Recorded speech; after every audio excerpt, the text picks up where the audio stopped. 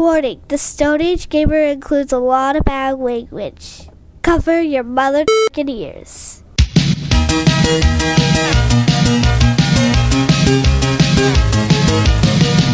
Good evening and welcome to the Stone Age Gamer Podcast. I am Kris Randazzo and joining me tonight is Shadow Drop Extravaganza and Ryan. So many Shadow Drops. Just like, hey, here it is. Have it. You want some stuff to do? I got the stuff for you. I got stuff. We did not have a topic for this week, so Nintendo blessed us with a big old direct to talk about. How much money will Nintendo be getting out of me? Call me your Mario mustache, because the Stone Age Gamer Podcast starts now.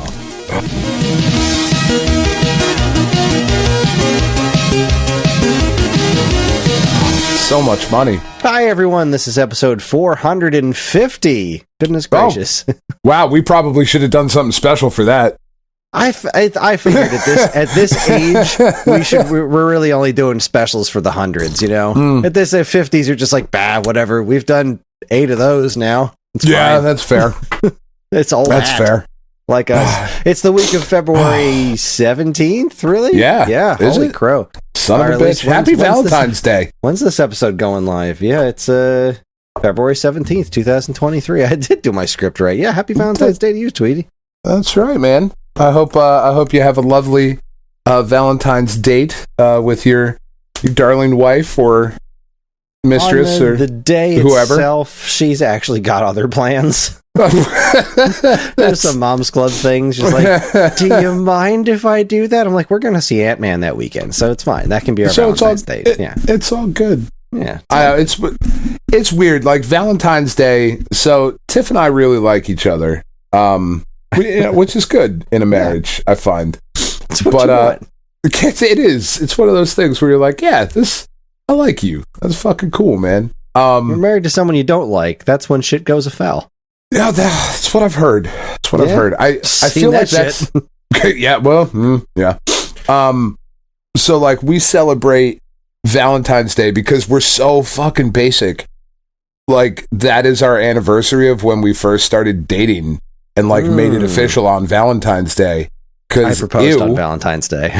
Oh, it's so dumb. It's why do we do these things? Because I knew she wouldn't see it coming.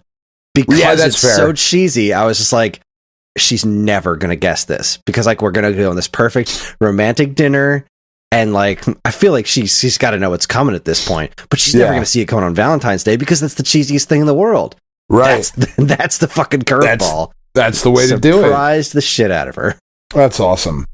Yeah, so this year, when this episode goes live for everybody who's not a patron, Tiff and I will have been together for 18 years, which just seems crazy. Oh, you're legal. You can finally start having sex. I know. I'm so fucking excited. It's great. It's going to be awesome. I don't know where these kids came from. But yeah, so we're going to have been together for 18 years, and then our wedding anniversary is in April. So we celebrate both of them. We've been married for 15. This April we'll have been married for 15 years because we got married a year before the girls were born. It's weird. My birthday is October 2nd, and the girl's birthday is May 21st, and that lines up exactly 9 months. They were birthday sex babies, and that's awesome. Which makes me I like to remind them of that fact. Every time it comes to breakfast table. Oh yeah. By the way, girls, your mom and dad had sex. A lot. Which, oh God, so often. Not as frequently now as one would like. But we need to, so this actually, here's my segue. We need to start having sex more, Kris, because as I found out on Sunday, I need to get more exercise. Because as we were talking on the podcast last week, I wasn't feeling great. The kids had been sick. Today is the first day that I kind of feel a little bit more like myself that I have since last Friday. I've been very sick, and sick to the point where on Sunday I was like, all right, I'm definitely not going to work on Monday. And even though I get time off, I still feel like it's the right thing to do, to go get a doctor's note, you know? So I'm going to go to urgent care. And I'm the type of person, I don't know if you're the same way I am, Kris. I imagine some of our listeners are for sure. When you go to the doctor or to the dentist, you have the white coat phobia, right? Where you are like, I'm on edge when I'm in the doctor's office. I don't like going to the doctors. I don't like going to the dentist. My blood pressure always spikes high. My anxiety is always off the charts because, like, I'm always convinced that I go in there and they're going to be like, well, you have full body cancer. We've never seen it before, but that's what you have, and you have 38 seconds to live. Like that is what I am convinced of every time I go.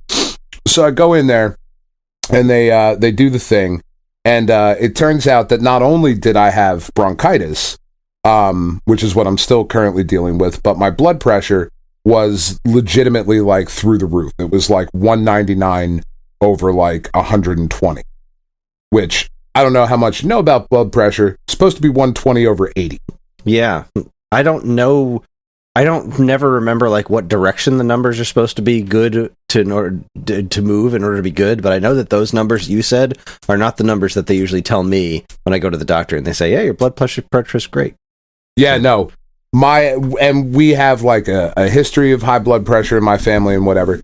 So like my blood pressure was high to the point where the guy at urgent care was like, so I'm going to put you on blood pressure medication. Do you have a regular doctor? I was like, man, I haven't been to the doctor in like 20 years. He was like, oh, you're in your fucking 40s, asshole. That's really stupid. You should go to the fucking doctor. Like, you're in your 40s, man. You're in your 40s. You're overweight. You're an American. So, like, you eat shit all the time. You got to be on blood pressure medication. So, I finally, now, Kris, feel like an adult because I have a daily med to take. Oh. Isn't that fun? That is fun. I take daily vitamins. Like, what a cool surprise to be like, not only do you have, this is why I don't go to the fucking doctor, because they tell you something else that's wrong. So it's like going to the mechanic. Is it like a chewable thing, or is it just like no? It's just a little pill to swallow. I have to like wait till I'm not sick to go to an actual doctor and like end up getting like a full fucking like adult blood work and check my cholesterol and like all that stupid shit, which like I should have done 2 years ago when I turned 40, and you should have done, and Evan should have done, and all of our. Well, see, fuck you. You didn't tell me to do it. I didn't know I had to. I thought that was Tiff's job. You just let me wallow here in my fucking disgusting Americanness and be a fucking shitty person who has high blood pressure, and it sucks. Just naturally assumed that if you had medical insurance, that you could you had decent medical insurance. I have great medical insurance. I'd go to the doctor way more often than I do if I had better medical insurance. We have expensive medical insurance, but it's not great. So like, I only go to the doctor when I really fucking need to, which I feel is probably considerably more often than you do. Yeah, I mean, based on this conversation, but yeah. I mean, I don't know. It's fucking weird, and I'm not happy about it. And it's one of those things where, like, I don't know. I feel like we don't, especially as adult men, we don't talk about our shit ever. You know, like, how are you? I'm fine. I'm good. I'm all right. I mean, we do, but no, you and I do. But I'm just like, I mean, speaking, yeah. You know, just kind of in general, and like, I don't know. So I came home and I was like, all right, well, I have really high blood pressure. And it's not that high. Like, I've been tested. I bought a blood pressure cuff and I've been testing it throughout the week. And I'm like, I'm averaging in like the 150 over like 85, which is still way too high. Yeah. But is not 199 over whatever. So like, I'm not like gonna have a stroke tomorrow. I don't think. I asked the doctor, we're sitting there and I'm like, hey, so like, am I gonna like die tonight? Like, is my heart gonna explode? And he was like, I mean, unless you get hit by a bus really hard, I don't think so. And I was like, okay, cool. So like, your medical advice to me, doctor, is don't get hit by a bus really hard. So like, can I get hit by a bus? Light tap? You're good. Can it just bump into me? Like it's just started going? Is that okay? He was like, get the fuck out of my office, you weird man. What is wrong with you? Go to your actual doctor. But like they took chest x-rays and like I didn't have pneumonia. I don't have like fucking cancer or anything like that, you know, like, cause that legitimately is what I'm scared of. You know, I smoked for a very, very long time and lung cancer has killed everybody in my family. So I'm pretty sure that's the way I'm going to go. I don't think it's going to be a stroke or anything like that, but I'm glad I didn't find that out on Sunday. But I'm also really glad that accident. What's that? Tragic blimp accident. Very likely could be a tragic blimp. You know how often I fly around on blimps. Man, you got some serious ass blimp flying problems. I really do. But it's just, I'm glad I went to the doctor to get this doctor's note, because now I can try and get my life right. And I came home and I was like, all right, honey, well, we have to have more sex. You have to save my life. I need to have more aerobic activity in my day. I mean, I mean, granted, I don't have that deep of window into your sex life, but I can tell you, having worn my watch during escapades before, I can tell you it doesn't qualify for as much as you would hope. Like, do you have any plans other than sex? It was a lot of sex was my plan. No, solo or in couples.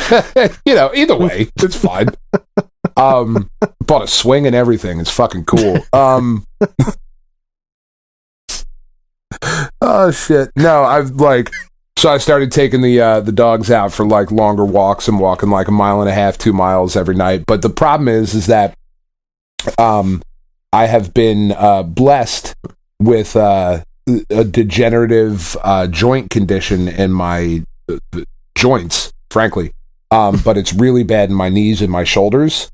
So I am in a tremendous amount of pain today, because the weather went from 40s all week up to 65 today and has now already dropped back down to 40. And I've been walking like, 1.5 miles, 2 miles a day.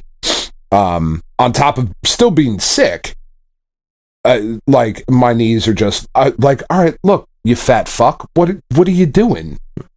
This isn't what we do. We don't do this. What's wrong with you? Do some Atkins or some keto or something first, then go on the walk. So what you're saying is I shouldn't buy you a copy of Ring Fit Adventure. I mean, you probably should. I probably should be doing that. It's just fucking... Man, I don't want to be old, Chris. Yeah, I hear you. I don't. Like in this, I know, like, because you had your chest shit earlier this year, or like last year, it was last nothing, year or whatever. It was all right. Yeah, it's only February. I forgot.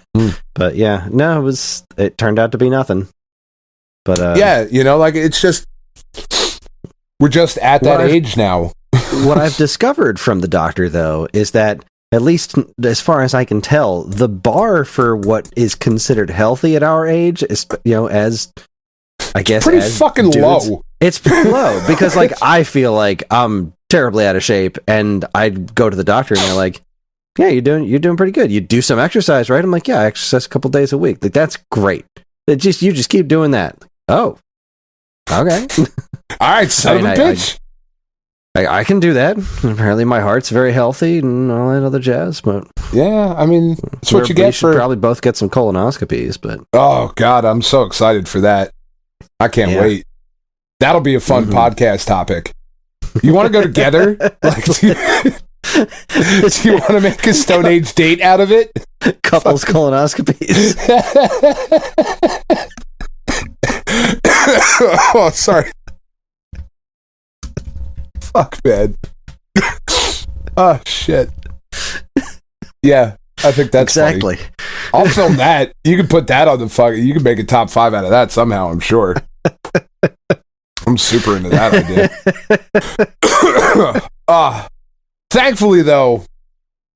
Thankfully, I have a job that's very low stress, so that's fine. That should be very low stress. Super duper low stress. Doesn't jack my blood pressure up every single fucking day. So, I did ask when I came home. I was like, do you think I could get, like, disability for this? Could I not work anymore? That'd be fucking awesome. I'll be a fucking taker. I don't care. I'm good. I have given, Chris. I give. Programs exist for a reason. They do. It's given the timing of everything else that's going on in my life when I went to go pay my bills and realized that, some shit had gone afoul, so I wound up looking into some, I was told by my electric company that there's some, local government programs that I might qualify for, and turns out I do very much. So that's son of a bitch, sign me up. That's fun. But I signed up for two things today. One was assistance with utilities, and the other one was apparently there's a whole government program in New Jersey that'll help you weatherize your house to lower utility bills. And it's like a whole program for it. They're just like, oh, do you have a house that needs weatherizing? Is your income X? Then you might qualify for this. And I don't really understand what exactly they'll do. Like, are they just going to send somebody out here to like fix my windows and shit? Because it's just amazing. Somebody out here with some weather stripping. Like, all right, look, you just put this little piece of plastic here. You're good. We got your door jam. If that's what they do, then that's what they do. That's one less thing I have to do. But yeah, so I don't know. Yeah, it's being an adult. Being an adult sucks. Yeah, and like that's what I've done this week. I've been in bed. Like I missed 3 days of work this week, just out like on the couch, fucking sitting. I've done fucking jack and shit, man. And I'm sure you can still hear it. Like the other thing is too, as I think we've discussed on this show, I've had a crippling nose spray addiction for legitimately embarrassingly long, like years and years, that I've been like every fucking day, every couple of hours, just fucking nose spray, which is not fucking healthy. Turns out that shit also raises your blood pressure. So yeah, super fucking cool there. And when I was talking to the doctor about that too, he was like, you got to wean yourself off of that. And I was like, I don't do the fucking weaning thing. Like, if I'm not going to do it, I'm not going to do it. So I went from a years-long addiction to nose spray to, on Sunday, cold turkey. Just no more. And my nose is, oh God, it's a fucking disaster up there right now. I'm so fucking stuffed up, and I'm still coughing and shit, but it's whatever.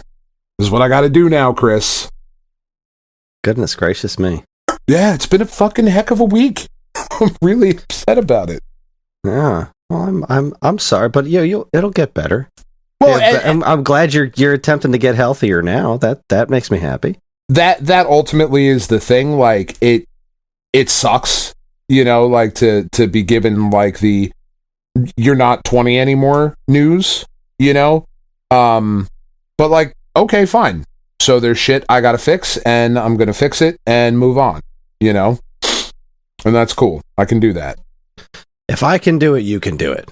For sure. You're twice the man I am. Come on now. Was that a fucking fat joke? We just went over how sensitive I am right now, Chris. Oh, so boy. Anyway, I suppose my PSA is, if you are in the sound of our voices and you have not been to the doctor for a while, go to the fucking doctor. If you can go get yourself checked out.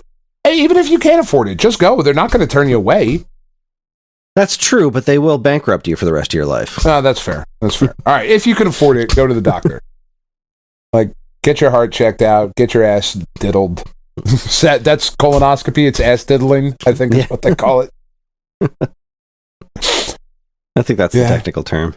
I think like my friend from high school had fucking colon cancer. Like, she is our age. She had colon cancer like 5 years ago. What the fuck? It's not supposed to happen. Like in your mid-30s? That's fucking wild. Mm-hmm. But yeah, like, being an adult. Anyway, is this a bummer of a topic to start out with? I don't know. This is just where I've been this week, Chris. Well, why don't I transition over to where I've been this week? Well, last couple of weeks, actually. Yeah. Because I know, but nobody else does. So, yeah, because I can finally talk about this now. Let's go back to the beginning. Early January, probably around January 10th or so.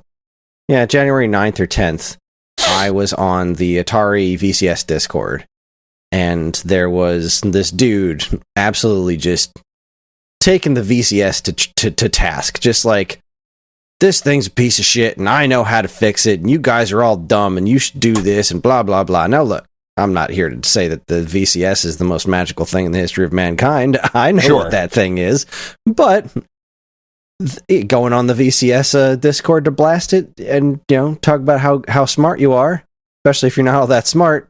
It's an interesting... bold strategy, Cotton. It's a bold strategy. So, one of the guys who works for Atari and runs the Atari shop was doing a very remarkable job of defending the system to him. And this guy's whole thought was, you got to get everything on the VCS. You should be out there calling devs every day, every hour of every day, get every game you can on the VCS. You just got to pump up those numbers. And the guy's response was, that's the dumbest shit I ever heard. We know what the VCS is. We're not out there competing with PlayStation and Nintendo and Xbox and Steam. This is a mini PC. This is a novelty device. And because of the minuscule size of our audience, we have a unique opportunity to curate the ever-loving crap out of this store. And granted, devs aren't exactly lining up at our door to get games on the VCS, but we're only putting things on our shop that we believe are worth playing to the audience that we have. And the guy was like, no, that's stupid. You got to get all the games. Like, you want all the games? Steam and Switch exist. Yeah. You want mountains of shovelware? Go to the eShop. Go to Steam. It's all there and readily accessible. We don't need that. We don't want that. I was so impressed by the way this guy handled that and the way he was talking about how they're trying to build this audience with the VCS that's exactly what I want out of the VCS. It's just, here's this little weird machine, and if you happen to be crazy enough to buy one, we're going to make sure that there are games on there that you want to play. And obviously, we can't survive on just VCS game sales. That's insane. Sure. So our games go everywhere. We don't care where you play them, just as long as you play them. But it would be cool if you played them on the VCS too, because we have, exclusive controllers and stuff like that, like the spinner and the joystick and whatnot. I was so very impressed by that I was like, you know what? I love I've been talking about it for months and months and months about how excited about new Atari stuff I've been and how much I've been enjoying my VCS. It's like, I would love to be a part of this. The revitalization of this brand, I would love to be a part of this. So I jumped on Atari's website and I scrolled down to the career section. And it just so happened that they were hiring for a position called marketing coordinator that was full-time, remote, and fit within my qualifications astoundingly well. So I, got my shit together. I spruced up my resume with some help from my wife, and I sent it in because it's like, what do I have to lose, right? Sure. They're not going to look at this. Like, I'm just some schmuck, but wouldn't that be cool? That'd be a neat little thing. On January 12th, I get an email back from Atari and says, I came across your resume today and wanted to reach out about our marketing coordinator position. If you have time tomorrow or earlier next week, jump on a video call. I was like, holy shit. And I just freaked the hell out. Like, I can't believe I'm going to get a job interview with Atari, an actual job interview at actual Atari that's now based in New York, and according to the job listing, would quite literally double my salary. What I currently make right now, which is, I haven't exactly been secretive that money's been extremely tight for the last couple of years since I lost my job at the FAA. I love what I do to death, but doubling my salary would be life-changing. That's That's crazy. On top of getting to do what sounded kind of like a dream job at Atari, of all places. Like, that sounded crazy to me. So I got super nervous, and I had the job interview on the, what was it? That would have been the, looking at my emails, that would be the 17th. We finally had the job interview on the 17th. And as soon as it started, I noticed that the dude who was interviewing me had a Virtual Boy behind him, and I was like, oh, this is great. I can talk about this. I'm in, except that's not what went through my head. I blew this interview, and I knew it as soon as I got off the call, because I didn't go in with confidence. I went in with no confidence. I had no confidence in what this guy wanted out of me.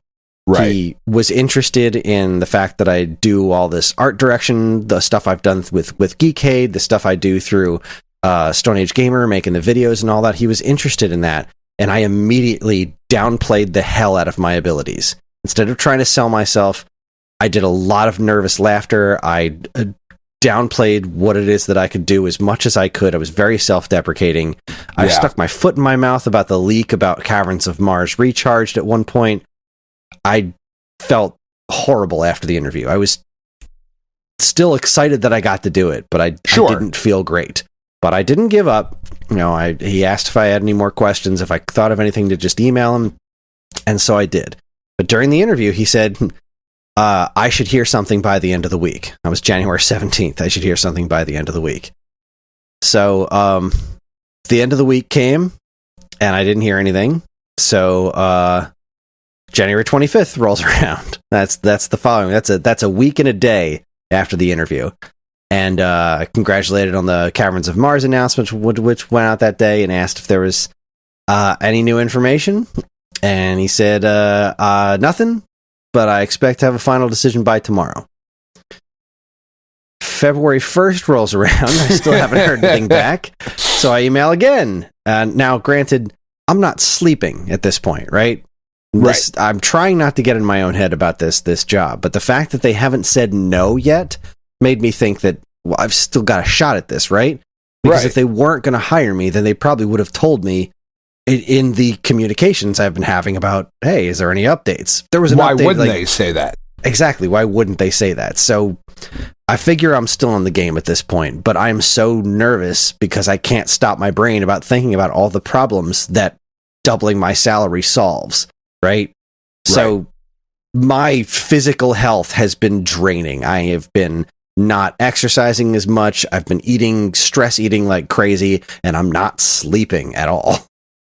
But, you know, it is what it is. As much as I tried to get myself out of the headspace that there was a possibility for me to get this job, I just couldn't make myself do it. Right. So February 1st rolls around. I go to check in, and he responds, sorry for the delay. We're still assessing the position. I will get back to you this week.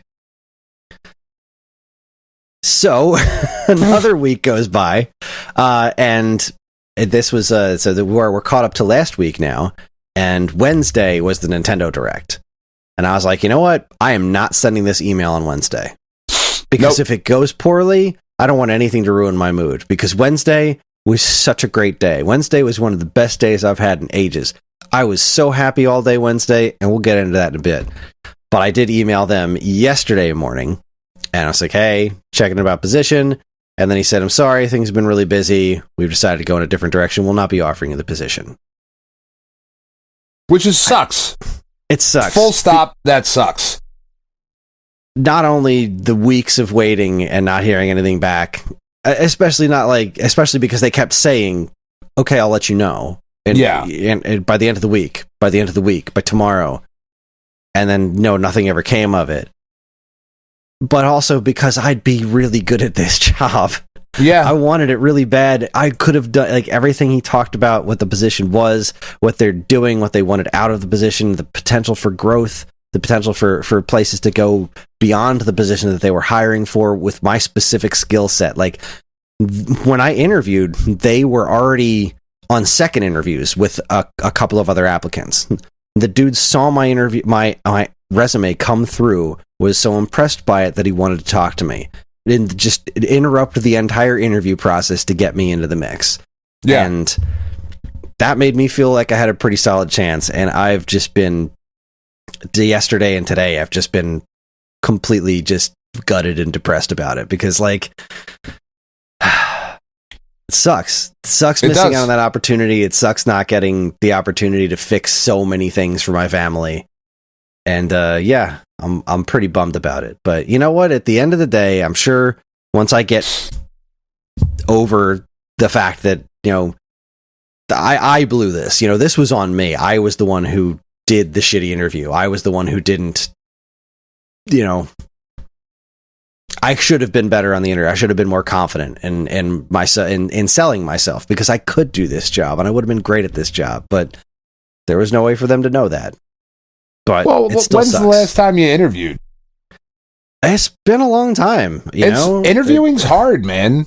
Like, it really is hard, especially for something that's like something like this. Like, I still don't know how I got that FAA job, but this one, like, man, losing that job was, you know, when we bought this house, I was making close to twice what I'm making now. Right. You know, we bought this house under the assumption that this is around what the kind of money that I will be earning. And then COVID happens and my job disappears. And that's not great. That's not great at all. And we've been struggling to make it work.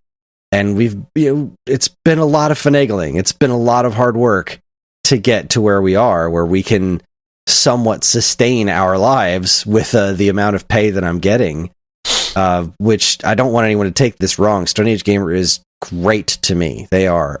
I could not reasonably ask for more from this company. The Stone Age Gamer has been just fantastic to me. And, but math is math, you know? It just is. At the end of the day, it's like, it just is. I can make this work because this is like my dream job, what I do right now with Stone Age Gamer. But if I didn't have to make it work, if it just worked, that would be really something. And that'd be a whole other thing.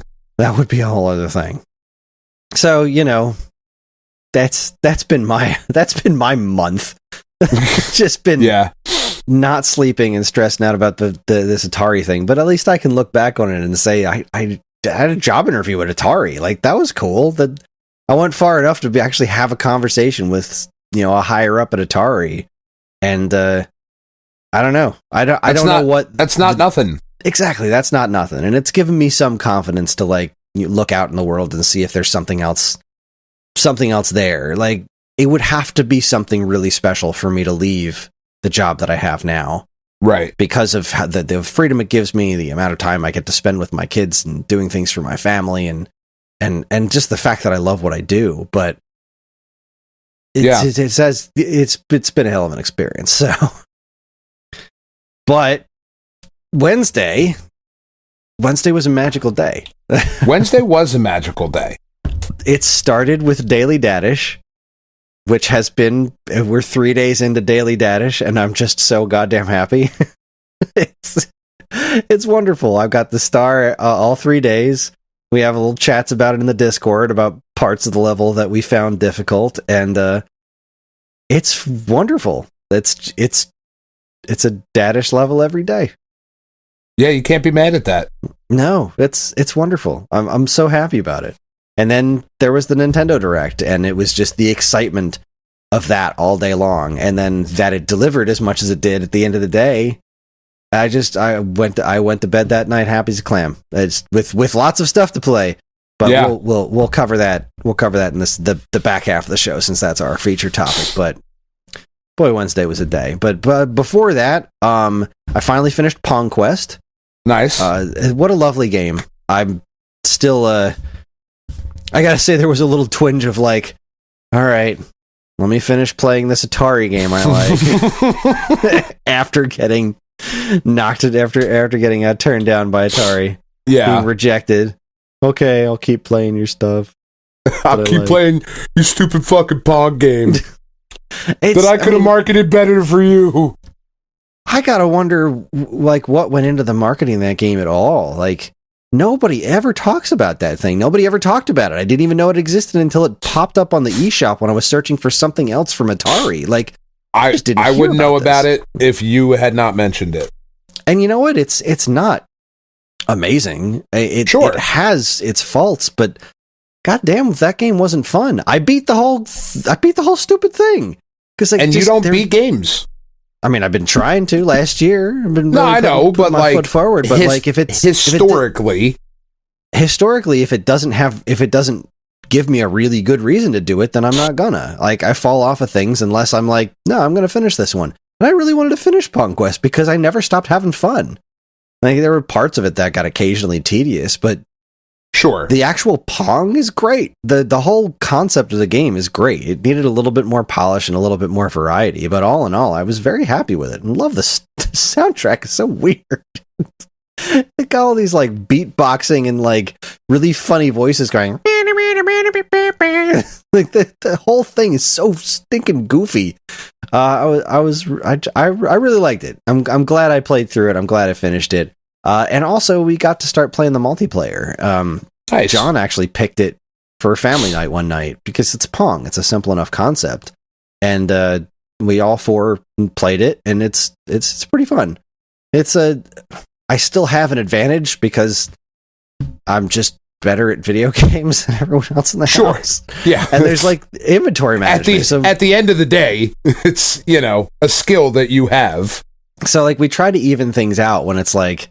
It's me and Ellie versus John and Karen, right? That seems to be like the most even way to handle things, except it's still not. Like we just played Mario Tennis the other night, and the kids always fight over who gets to be on my team, and I'm like, I feel bad because like I don't want to throw the matches entirely, but also like, come on, this isn't that hard. Come on, guys. Come on, guys. It's fucking tennis. But Pong Quest, like I kind of get, like the Mario Tennis is one thing. The Pong Quest I kind of get because you have to do the inventory management thing. It's like, sure, when you're playing the versus mode, you get to choose your loadout of like, all right, which fancy balls am I going to use? And I really want to find somebody on that's a similar skill level to me to play this with, because I tried playing an online match. There was nobody. I could not get a single match going. That sucks. I just did a random search for anything available, and I let it sit there for about 10 minutes while I was doing something else, and there was nothing. That game's dead. That sucks. But like, so when you're playing the single player, the AI doesn't fall for the trick balls at all. Like, okay. No matter what ball you're using, like they're going to be able to go right to it because it's the computer. They didn't really program that kind of stuff into there. But boy, some of those balls are really hard for me to hit. Or it's like there was like a wind ball where it just like it goes up and down at random intervals, or like the portal ball where it just disappears and reappears somewhere else. And there's a lot of really interesting stuff on there. And I would like to play against somebody that's skilled enough to like have a good match with it, because there's really good bones there. The multiplayer was genuinely fun, even with the kids. Like it was great. I'm so glad I have that game.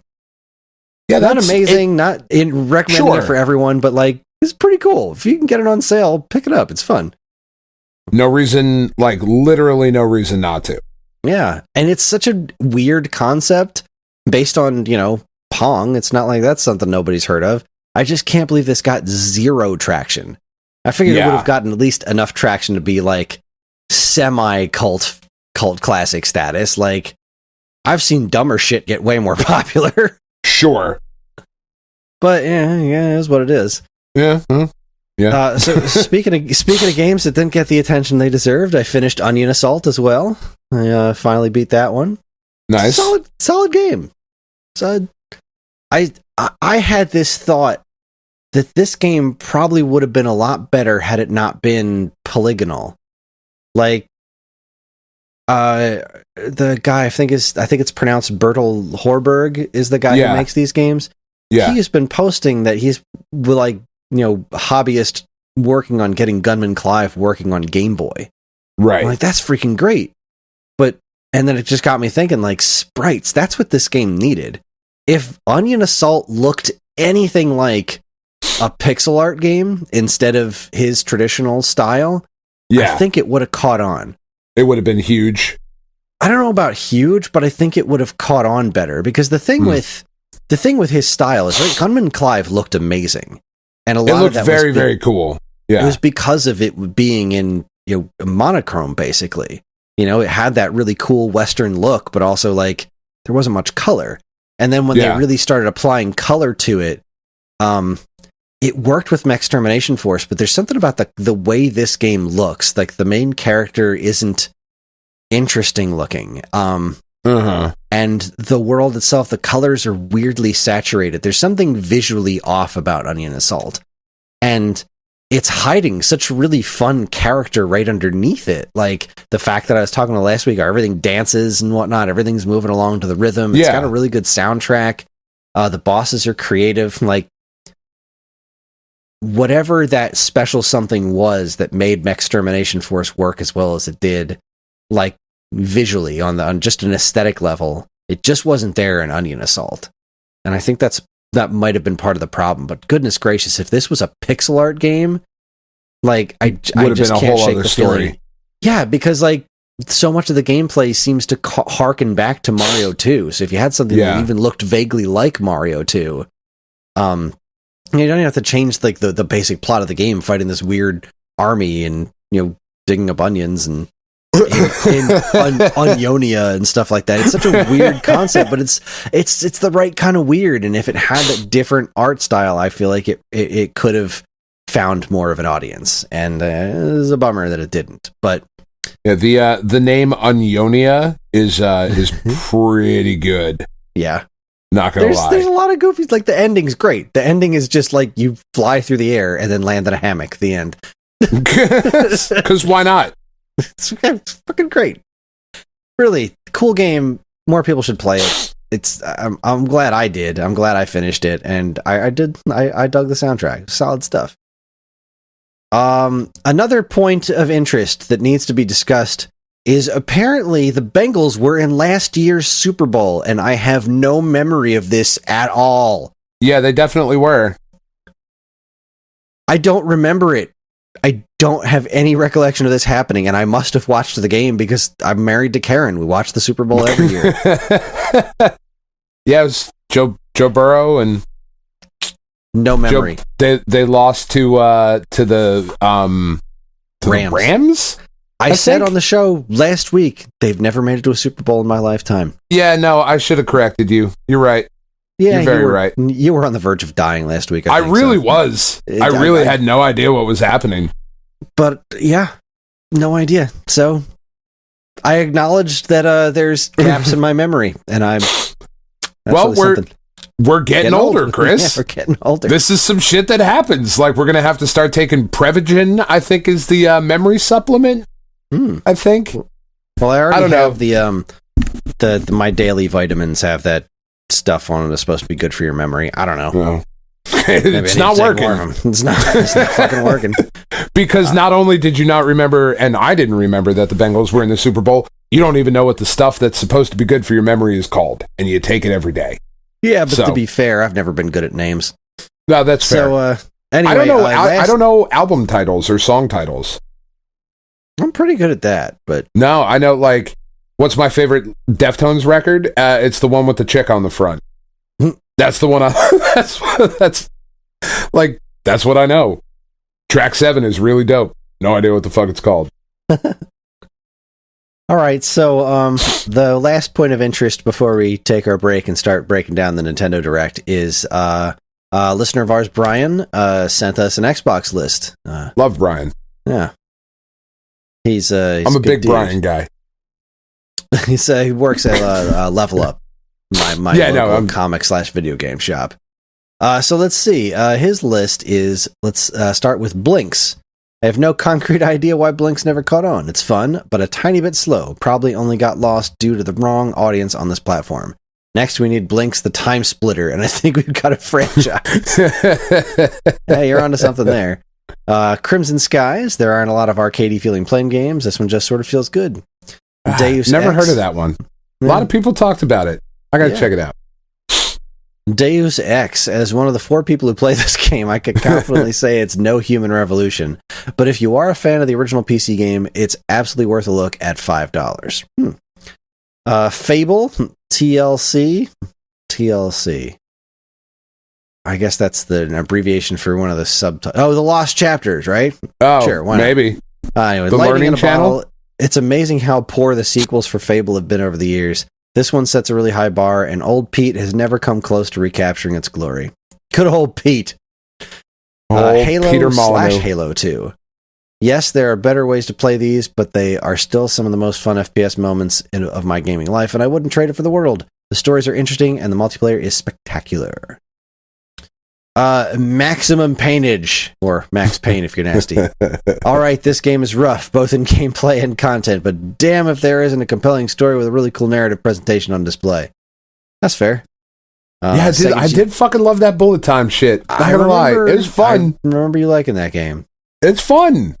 It's not good, but it is indeed fun, and that's equally as important. Yeah.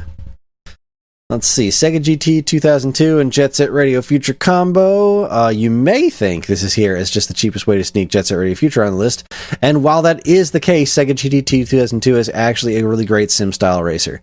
It's also one of the few games where I use the use-your-own music integration of the Xbox to its fullest. Yeah, I admit it, you forgot that it could do that too. Yeah, I did forget to do that. I did forget that. I didn't forget that Excite Truck could do it. I remember that. I remember working at Game Crazy with the original Xbox, and Lou Beaver, God rest his soul, poor old Lou. Oh, it still makes me sad every time. It's so silly. Why is Lou not around? Anyway, he fucking brought in just gigabytes of fucking Kiss. I was gonna say, it must have been Kiss music. I mean, 100% was Kiss. And he would go through and try to tell me the intricacies of the different live versions of Detroit Rock City. And we'd be sitting in the store. I'd be like, look, I know we don't have any customers to sell any games to, but I could not give a fuck less about what we're talking about. I gotta be honest with you, Lou. I don't hear it. If it brings you joy, that makes me very happy. But holy shit, do I not like Kiss. I can't confirm that the Kiss music is what's keeping the customers away, but I also can't. I cannot deny it. I can't rule it out.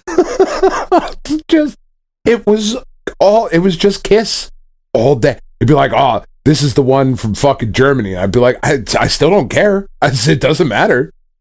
It sounds like Kiss, and I don't like it. Sorry. I'm also. I mean, no offense to Kiss fans, but sure. I don't get it. I don't get it. I've never gotten it. My favorite Kiss song is Beth. That tells you everything you need to know about my love of Kiss. The fucking Peter Kiss Chris song. Is none of them. Beth is a good song though.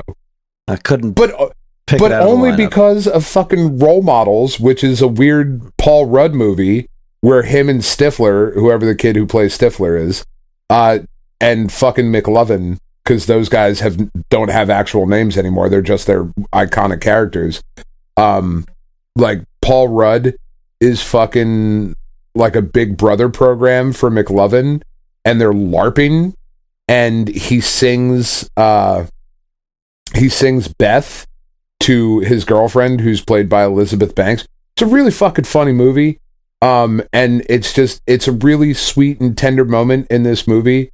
Which an hour or so earlier, there's an alternate take where they're at a diner and they're talking, and he reaches under the table to you think squeeze her knee, and in the middle of the conversation, Elizabeth Banks just deadpan looks at him and she goes, "All right, look, you really have to get your hand out of my vagina." It's one of the funniest fucking things that has ever been said on film. It's a great fucking movie. All right. Sorry, that was a really long fucking Lou Beaver Kiss Role Models, the whole thing. Next on his list, sorry, Splinter Cell. This spot could also be Metal Gear Solid 2, but I think I lean towards Sam here. This was one of the first games to really make great use of the new hardware for lighting and graphics, and provided a stealth game where you really need to be stealthy. Yeah, we talked highly about Splinter Cell. And finally, that is a fair criticism of Metal Gear. Like, you should be stealthy. You don't have to be stealthy. But you'll be fine.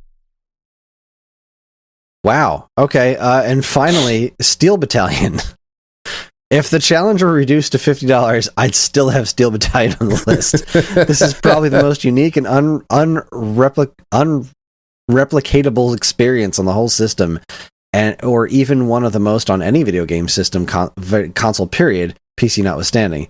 This is the only game I keep hooked up for my original Xbox. Everything else is better played on 360, Xbox One, or other places. But you need to play this here. It's a shame it never got a sequel. I would agree, man. It's such a unique, interesting thing. $49.97. It's a bold bold move, but if you are looking for singularly Xbox things, and you can get Halo or Halo 2 for like $3, Steel Battalion was an experience. It's the wildest shit. It's the damnedest thing I've ever seen. I still regret that I never wound up picking up one of those things when they went for relatively cheap at the Game Crazy. I couldn't justify the price even then, and it's like, now I think back on it, like, this was such a unique thing. Like, nobody's ever attempted to do this again, because why would you? It's fucking crazy. Yeah, it's nonsense. It's nonsense, and it didn't sell the first fucking time. No, why would it sell this time around? When it would be even more expensive. No, it's lunacy. It's lunacy that it's as absurd as the chainsaw controller. For different reasons. Way more absurd than the chainsaw controller. You think? Oh my god, yeah. It's got 200 buttons on it. But at least there was thought. The chainsaw controller is just like, hey, check it out. We made a controller, and then we stuffed it into a shell that looks like a chainsaw. It's fucking crazy. But the Steel Battalion controller was, no, you are going to control a mech, and we're going to make all of this make sense. We're going to design this game with, I think it was quite literally 100 different buttons and switches and panels and all kinds of shit. It's just this gigantic thing. Like, you need a college course to understand how to play. And they went for it. That's one of the craziest things I've ever seen. Yeah, that thing's crazier than the goddamn Virtual Boy. It's the damnedest thing I've ever seen. Yeah, no question. Yeah, I love it. Yeah, his list wins. Never mind. Take it all back. Steel Battalion. All right, on that note, we are going to take ourselves a quick break, and when we come back, we're going to break down this fancy new Nintendo Direct bit by bit. I'm very excited. I'm excited, Syphil. Oh, it was juicy. Yeah, it was quite juicy. I have thoughts. I have things to say, but we're going to say all those things when we get back. You're listening to the Stone Age Gamer podcast from Geekade.com. Stick around.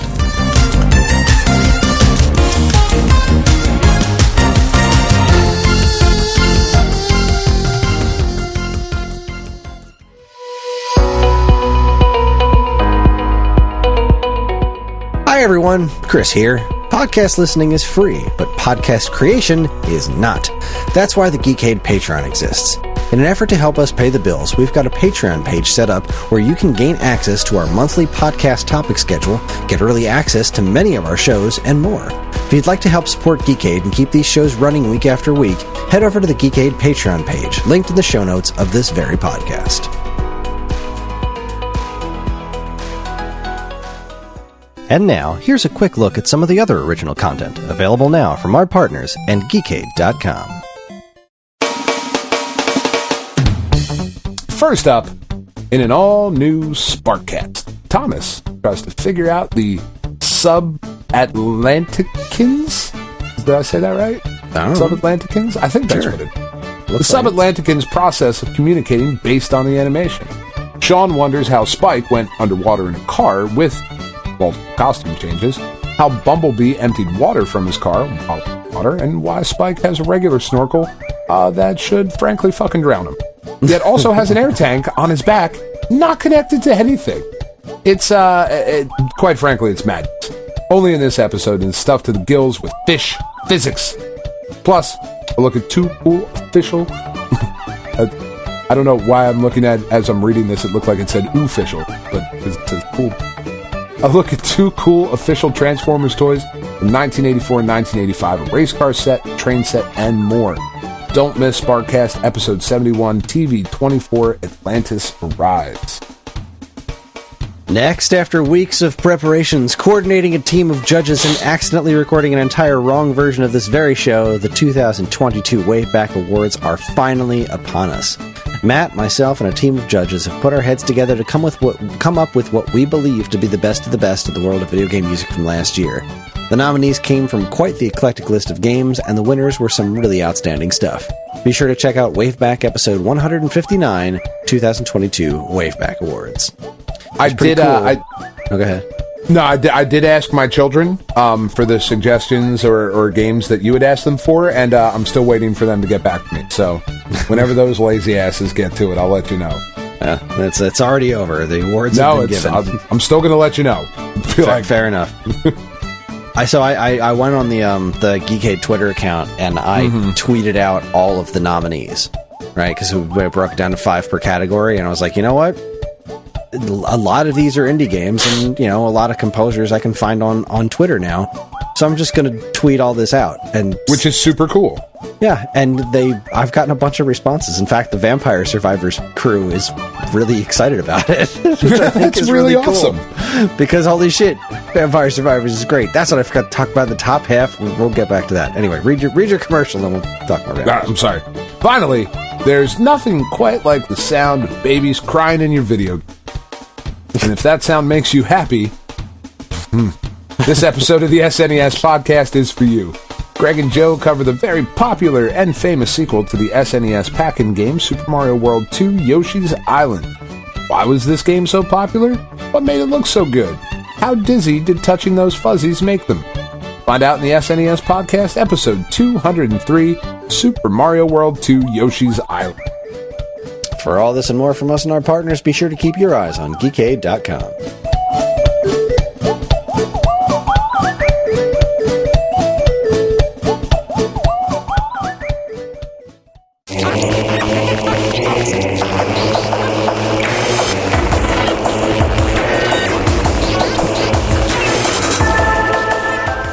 Okay, everybody, we are back, and before we jump into the Nintendo Direct, I forgot to mention that I've been having so much more fun with Vampire Survivors still. I am really close to 100%ing the game, or at least I was. They added there was an update the other day. There's a Sonic the Hedgehog level. That's awesome. I couldn't believe it. It's a Sonic it's bat themed, right? So there's bats everywhere, but then you go in the level, it's like, this is the fucking Green Hill Zone. And then, I cut 10 minutes in or so, the background switches to the big 3D ball from the Sonic 3 bonus stage. What is happening right now? What even is this game? It's fucking awesome. I'm real close. I got a couple more. I'm almost done with all the achievements, and I still have a couple of characters to get. That's what I'm most behind on, is characters. I forget who posted in the Discord a screenshot, and I was like, I don't know those characters. I don't know those weapons you have there. You've got 3 weapons that I have not seen, which means those must be characters, because I'm almost done with the achievements. So, what else could it be? Right. So I guess I should really be putting more effort into characters. But John's been kind of more into the achievements. I only have 1 Arcana left to get. God, that game's good. I love that game. It's just so wild, man. It's so wild, and the fact that they're not stopping is awesome. Yeah, at all. So I'm very happy about it. It's so cool. All right. So on February 8th, 2023, Nintendo dropped a Nintendo Direct, and these are always good times. And since we didn't have a topic, this is kind of the perfect thing to go through. So I'm just looking at the Direct. They did it specifically for us. No question in my mind. Yeah, no, without question. So it starts off cold open. Love that. And the cold open was Pikmin 4. Yeah, it looks really good. I'm so happy. It looks really good. I was kind of afraid we weren't going to get anything on this one. I was kind of feeling this is getting delayed till next year. Right? Because they just announced it. They didn't show much of anything. And they're like, yeah, it's coming in 2023. I'm like, is it though? I don't know that I trust you. Apparently I've heard you guys say shit like that before, Nintendo. So it comes on immediately. You got the was it the Snargit or whatever, the white thing that spits fire, Snagrit, and then the cute little baby versions of the birds, and they're hopping around, and then this new ship shows up, a new character. We've got Ice Pikmin, which looks so freaking cool, and that dumbass dog. Oh my god, Katie is so excited about the dog. I love the dog. I'm so excited about the dog too. It looks great. He can swim. He can carry heavy stuff. He can bust down walls. Oh my goodness. It looks really, really great. It looks like a really smart update of the Pikmin formula. It does. I'm a little concerned about the camera perspective. Obviously, I don't think they would be doing what they're doing if they didn't believe in it and if it didn't work. Sure. But like having the camera be like down behind the character like that is a really interesting thing to do in a game that involves so much management of moving your Pikmin on all these different locations and seeing your surroundings. But damn if it doesn't look good. It looks pretty. Look really good. What a great opening. I was right. It's at this point of the day, I'm riding high. I'm super excited. Like, all right, we get Pikmin 4 right out of the gate. This is going to be a good Nintendo Direct. And then at the end of it, they do the night thing. Like, does this mean we're going to get to play at night? Is that what this means? I hope so. I hope so too. Kind of. It looks terrifying.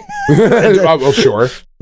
But yeah, July 21st, we've got a date for it. It's coming July 21st. That's super exciting stuff. Really, really nice spot for it too. Like right in the summer, you know, kind of in the middle of the summer, kids are out of school for a little bit. So it's like, all right, now I'm a little bored. We're a couple months away from Tears of the Kingdom. So like, obviously goobers like me are probably still gonna be playing it every day, but sure.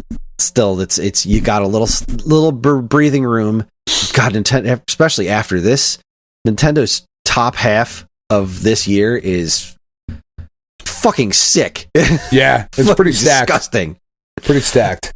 And then I got really fucking bored.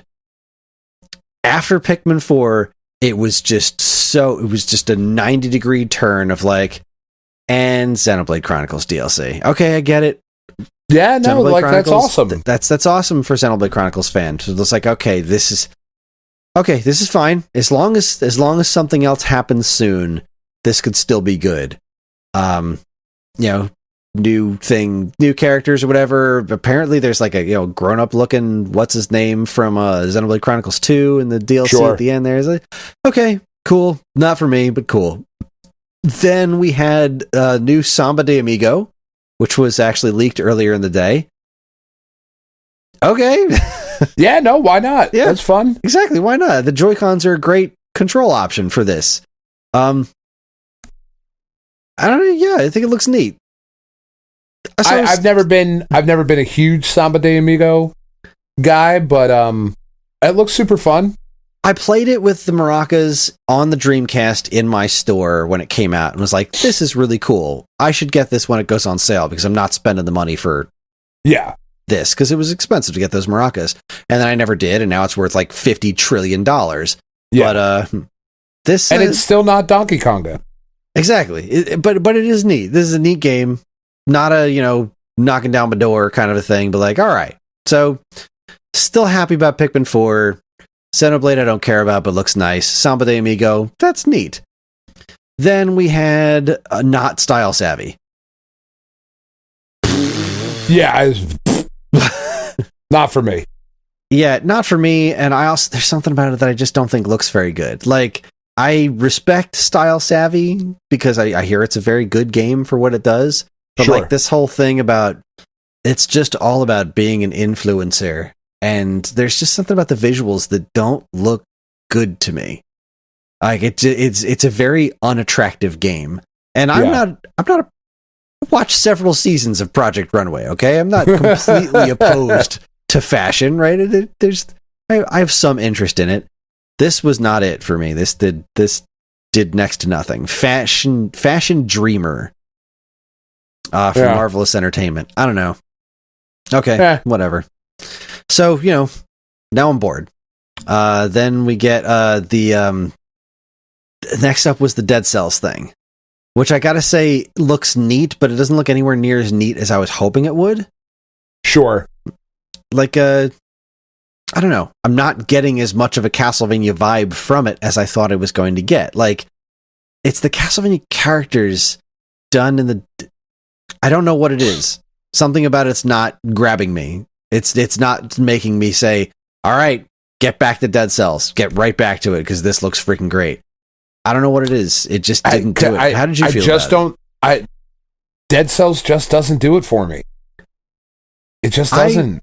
I didn't dislike the time I spent with it, and one of the things I did like about it was the way the game looks. It's something I've always liked about Dead Cells is the way it looked.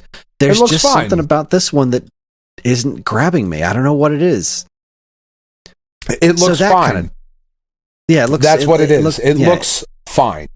It looks fine, and I know Mike's thrilled, right? Because it's Castlevania and Dead Cells. He loves both those things to death. But like, I really wanted to see this and then be like, all right, then jump back into Dead Cells, get to work, because I didn't hate my time with it. I saw the appeal, but like this didn't convince me to go back into it. And then, the rest of the direct happened, and eventually other things are, jumping in my way of getting back into it. Yeah. I just don't see myself getting to it, and it was kind of a bummer. Yeah, I hope it's amazing. I really do. Like I hope it's out of control good. It just it looks fine. That does not look like it's for me, which bums me out, but what are you going to do? This next one was a complete and total head scratcher. There's a new Tron game. Now, I love Tron. Sure, but why is there a new game? Not even why is there a new game. Why is it what I gotta hold on. What exactly do they genre it as? Why is there a new narrative puzzle Tron game? Yeah. I mean, what?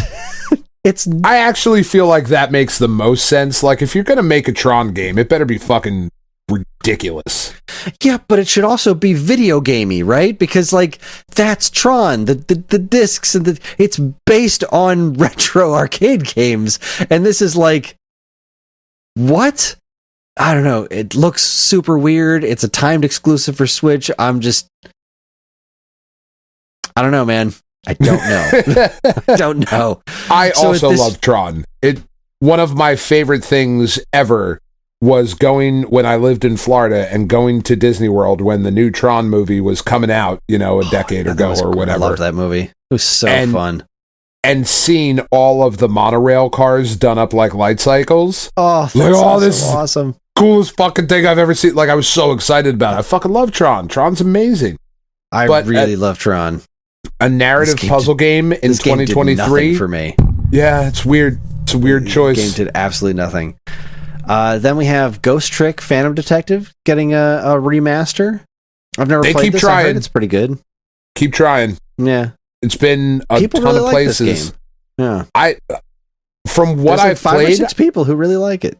Yeah, from what I've played, I really like, and maybe I'll get to it on the Switch. I mean, probably not. Nah, probably not. I would like to. So, I don't know. I have fallen off pretty hard on this Direct by this point. But still pretty cool stuff. Like, honestly, pretty cool stuff. Like, having Ghost Trick available, like, easily accessible, readily available, like, that's really awesome. The fact that there is a new Tron game, like, oh, you guys remembered. Like, that's really doing cool. Something Tron related. That's very strange, but I'm not opposed to it. And not angry about it. Pikmin 4 made me very, very happy, but like, then it was like, all right, we're now hitting things that are very much not for me. Yeah. And that continued with Deca Police. 2 worlds, one suspenseful thriller. Those games, like, are, again, not for me. I know that they have their audience, and I'm very happy that these things are coming for people. Yeah, that's about where I am with that. I'm glad that the people that this is for this is it's a super goofy concept. It's again very not for me, but I'm not gonna say that it's not an interesting concept. What's the where is the little title sequence thing for this? Deca Police. Yeah, that was the part of this that was interesting. This is level 5. Yeah. Level 5 dipped out of American publishing for a while there. And now apparently they're back. With Deca Police. And as we'll see, a few other things too. But yeah. Yeah. Okay. That's kind of interesting. Not super interesting to me personally, but and I didn't even notice it was level 5 until after the show was over, and I went back and watched it again. But yeah. Again, happy for the people that this is for, but sad for me because I had been super jazzed about this direct all day, and we're now getting we're 5 or 6 games in, and I'm like, oh, okay, 5 or 6 games in, and then the Bayonetta Origins thing, which I feel like I should be more excited about than I am, but it's just not doing it for me. Yeah, I thought you'd be super into that one. I think that looks really cool. It does. It looks cool, but I don't want to play it, and I don't know why. I do really like when they do that, though. I like taking a game and like you want to tell more stories in that world, but like make it a different style of game. Like I like that. This is a very creative and interesting thing.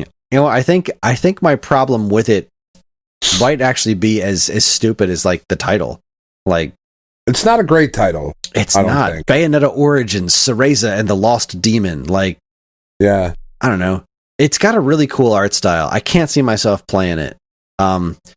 It screams something that was made out of a specific idea. Like, okay, we have this idea, we're going to make this, and it's like it's that multiple management thing that these guys do. Like, you think back to Astral Chain and Wonderful 101. Like, yeah. They've really been going after this like multiple character management thing at the same time, and they apparently do it quite well. It stresses me the hell out. I like Wonderful 101 quite a bit. That game's really cool. I couldn't get the hang of it, which might also have something to do with the fact with me not being as interested in this. Just knowing how this game functions, I don't think it's going to work too well for my brain. So, which is fair. Like it's fair, yeah. Yeah. It is what it is. Yeah, exactly. It's cool again, but I don't think it's totally for me. So we finally get to Splatoon 3 shows up. I'm like, okay, convince me to buy Splatoon 3 now. That'll make me happy. I want to see something here that says, all right, you got to go buy Splatoon 3 now. And I most certainly did not. This is about the expansion pass. I was really bummed that it's not coming to the if you have the Nintendo Switch Online expansion pack or whatever the hell it's called. Yeah, I was a little bummed about that too, but I'm also not positive that that's not going to be the case when the second wave comes out. Like, it might happen at some point, but the first chunk of it is like, I don't understand what we're paying for here. Like, the first Katie was really excited about it and really wants it. So it's I don't just know why a skin either. for the map. Like, yeah. You can't get unique items in it. You can't get unique clothes. No. They were very specific about, like, okay, so all these shops are different and you're going to see different characters there, but it's the same stuff you get in a regular store. So you don't have to worry about if you don't have this, you're not stuck. I thought they said like some new weapons were going to show up, stuff like some old familiar faces, familiar characters. But they're not in unlocks. I misunderstood. It's like, yeah.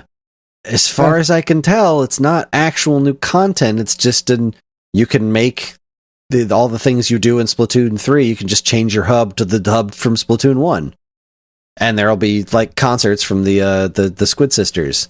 Yeah, and that's neat. Yeah, but that doesn't like I said, feel like Katie really wants it. She was like, "What can I do to earn this?" That doesn't feel like paid DLC to me. Yeah, like Octo expansion felt like paid DLC to me. This does not. Now, granted, this is one part of the paid DLC. The second part appears to be what the Octo expansion was. This is the meaty extension of single player stuff, which is called the new story. Was it The Last Course or something? Side like Order. Yeah. Side Order, yeah. Which is a weird, like, are we eating the squid now? I don't know. We didn't love get squid. much. Don't get me wrong, calamari is fucking great, but we didn't get much info. It was a long segment that told us almost nothing. Yeah. It was kind of a bummer. Because like really it's I'm looking at it started at 13:05. It was like it was almost 4 minutes long. with it was the longest very little segment information by far. It was longer than the Pikmin 4 segment. It's the longest thing we've had so far, and there was very little. The actual expansion content all was just those flashes of like, here's what an environment looks like, here's a bunch of close-ups of brains, and then like here's the title, and that's it. And then I do love close-ups of brains. I mean, that is speaking to me. So I'm very disheartened at this point, right? My day's taking a turn. I was like, all right, this is going to be one of those things, because Kirby is still going to show up, and that game's coming out in a couple of weeks. They're going to spend way too much time on that. And there's going to be something else Fire Emblem for sure. Like, for sure. I just maybe we'll get that Breath of the Wild information. Sorry, Tears of the Kingdom information, and that'll buck me up a bit, but I'm not feeling too good about what I'm looking at so far. Fortunately, the next thing made me a little bit more happy. The next thing was Disney Illusion Island, which looks absurd. Yeah, it looks great. What I didn't realize the first time I watched it is that this is from what is it? D-La-La Studios? Is that how you say it? Yeah. These are the people who did that Battletoads game on Xbox. Yeah. It's pretty cool. I like this animation style for the Mickey characters. I love these new cartoons. I think they're hilarious. And this game looks very simple, and it looks like something that the four of us will have fun playing. It looks really fun. It does. It looks simple, fun, designed with the 4-player mechanic in mind, designed to make you cooperate. Yeah. Work together. It looks ridiculous. Makes me happy. The kids think it looks neat. I'm excited to get my hands on it. It's July 28th. Finally has a release date. And it's getting a physical copy. It's only going to be $40. Yeah, can't be mad at that. Can't be mad at that. I was like, all right, cool. I'm perking up a little bit here. This is okay. All right, things maybe we'll get some good stuff. Fire Emblem expansion. Yay. And I know Fire Emblem's a big deal. It's just I'm so over Fire Emblem. Yeah. It's just, it does not connect with me in the least. And it's like, all right, here's the Engage, especially this Engage one just doesn't, I don't like the character designs with the red and blue hair. They just look so weird to me. I don't like the art direction. And it's just like, here's a bunch of characters, the emblem of acumen. And I don't know. I don't like Fire Emblem. I just don't like Fire Emblem. I just don't. I wish I did. Yeah, because some of the character designs are cool. I don't know. I just don't get it. For me. It's one of those weird things where, like, I look at it and I legitimately feel like an old man. Where I'm like, I just don't get that. Yeah, I do not either. I don't understand what all of you like about it. But like, good for you. I'm happy you're happy. I hope it's awesome. Again, this is quality content for people who are not me. Yeah, so for sure. Far, with the exception of Pikmin 4 and maybe the Illusion Land, it didn't exactly get me jazzed. It was like, this looks cool. I'm into this. But like, nothing's getting me very excited. And now we're back into Fire Emblem. And then after that, we get this Harmony, the Fall of Reverie. Again, it looks neat. It looks very neat for people who aren't me. Comes out in June. I thought it looked cool. Yeah. It's very clearly not my kind of thing. Just no, definitely not. Doesn't very. It's not your bag, baby. Very interactive comic booky or whatever, the visual novel kind of thing. It's just all story, no real gameplay, and that's fine. I'm glad those games exist, but I'll read a book. Give me something. Give me my Nintendo Direct, right? It's been a while since there's been one that's been so geared towards me. And then they started. Important. I am important, damn it. So they start the next after that. They start the what do they call it? Find your role. Like, okay, this is where we're going to get information on the Final Fantasy Pixel remasters. Yeah, which we did not. We did not. Even what a the little hell? bit. But this is where things started getting kind of cool. Now, obviously, Octopath Traveler 2 kicks it off, and I'm like, okay. Again, I tried the demo. This it didn't connect with me, but I'm so glad these games exist, because every time a trailer comes out, I'm just like, God, this is beautiful. It's so cool looking. I keep making these games all you want. I'll never buy them, but I love looking at them. So, and people are buying them, so I don't have to worry about not buying them myself. I'm just like, God, this is such a cool looking game. Good job. Keep it going. But then, and I have no idea why this is stuffed in the role-playing category, because it's not a fucking role-playing game at all, but we're getting We Love Katamari Reroll. Oh, I'm so excited about that. Karen was actually just like, yes! And I was also very stoked because I barely touched We Love Katamari. It didn't grab me the way the first one did, but everyone says this is like the best one in the series. But honestly, what could grab, like, for you and me, what could have grabbed us the way We Love Katamari did? The original Katamari Damacy was something so special, and nothing could have lived up to that. But now that I've had some time behind me, and everyone says this is the best one in the series, I am so freaking jazzed for this. I'm so glad, because I didn't know how well the first one did. I assumed it did well enough, but like, I still see it in discount bins and stuff. I'm like, I don't know, did it do well? Because this game deserves to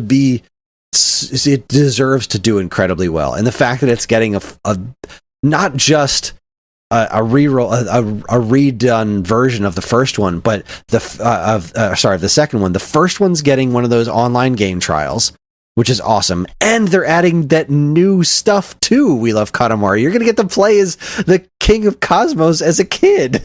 Yeah, it's awesome. I'm so excited about it. It's got new content added. Oh, great! Now just give me the fucking original soundtrack on vinyl. I mean, it exists. It just needs to get reprinted. That's what I'm saying. Like, let me have it. Yeah, I can't have it right now. I would buy it, but it's stupid expensive now on the aftermarket. Because, like, I buy records. I mean, I've bought a lot of records recently, but, like, I buy records at fucking Goodwill because they're $2.50. That's how much records are there. And I love it. I just got a Mel Brooks and Carl Reiner record. It's fucking hysterical. It's awesome. Like it was just in there. It was really awesome. Very excited about it. My vinyl collection is getting very good. Anyway. Just told me the VVVVV's vinyl soundtrack is on vinyl. Nice. It's called VVVVV Vinyl. Because of course it is. Love it. It's a little spicy for my current budget, but yeah. So, that's there. I'm officially perked back up. I'm back in the game. We Love Katamari Reroll. That's some me shit right there. Yep. I'm happy. And then the next one, they hit us with Sea of Stars, which I did not expect to see at all, because this is an indie game. And this is a regular Nintendo Direct, and this is a fucking indie game. Now, we've seen a couple of things that might strike me as indie games up to this point, but this is like very specifically an indie game. Yeah, not indie game. This is dead center of the Nintendo Direct, right? This is the absolute middle. This game looks so fucking gorgeous. And I was like, Sea of Stars, huh? Why are they showing this off here? What's going on? And we got a release date, and we got a fucking demo shadow dropped right after the show. How is the demo? I haven't even touched it yet because I've been sick.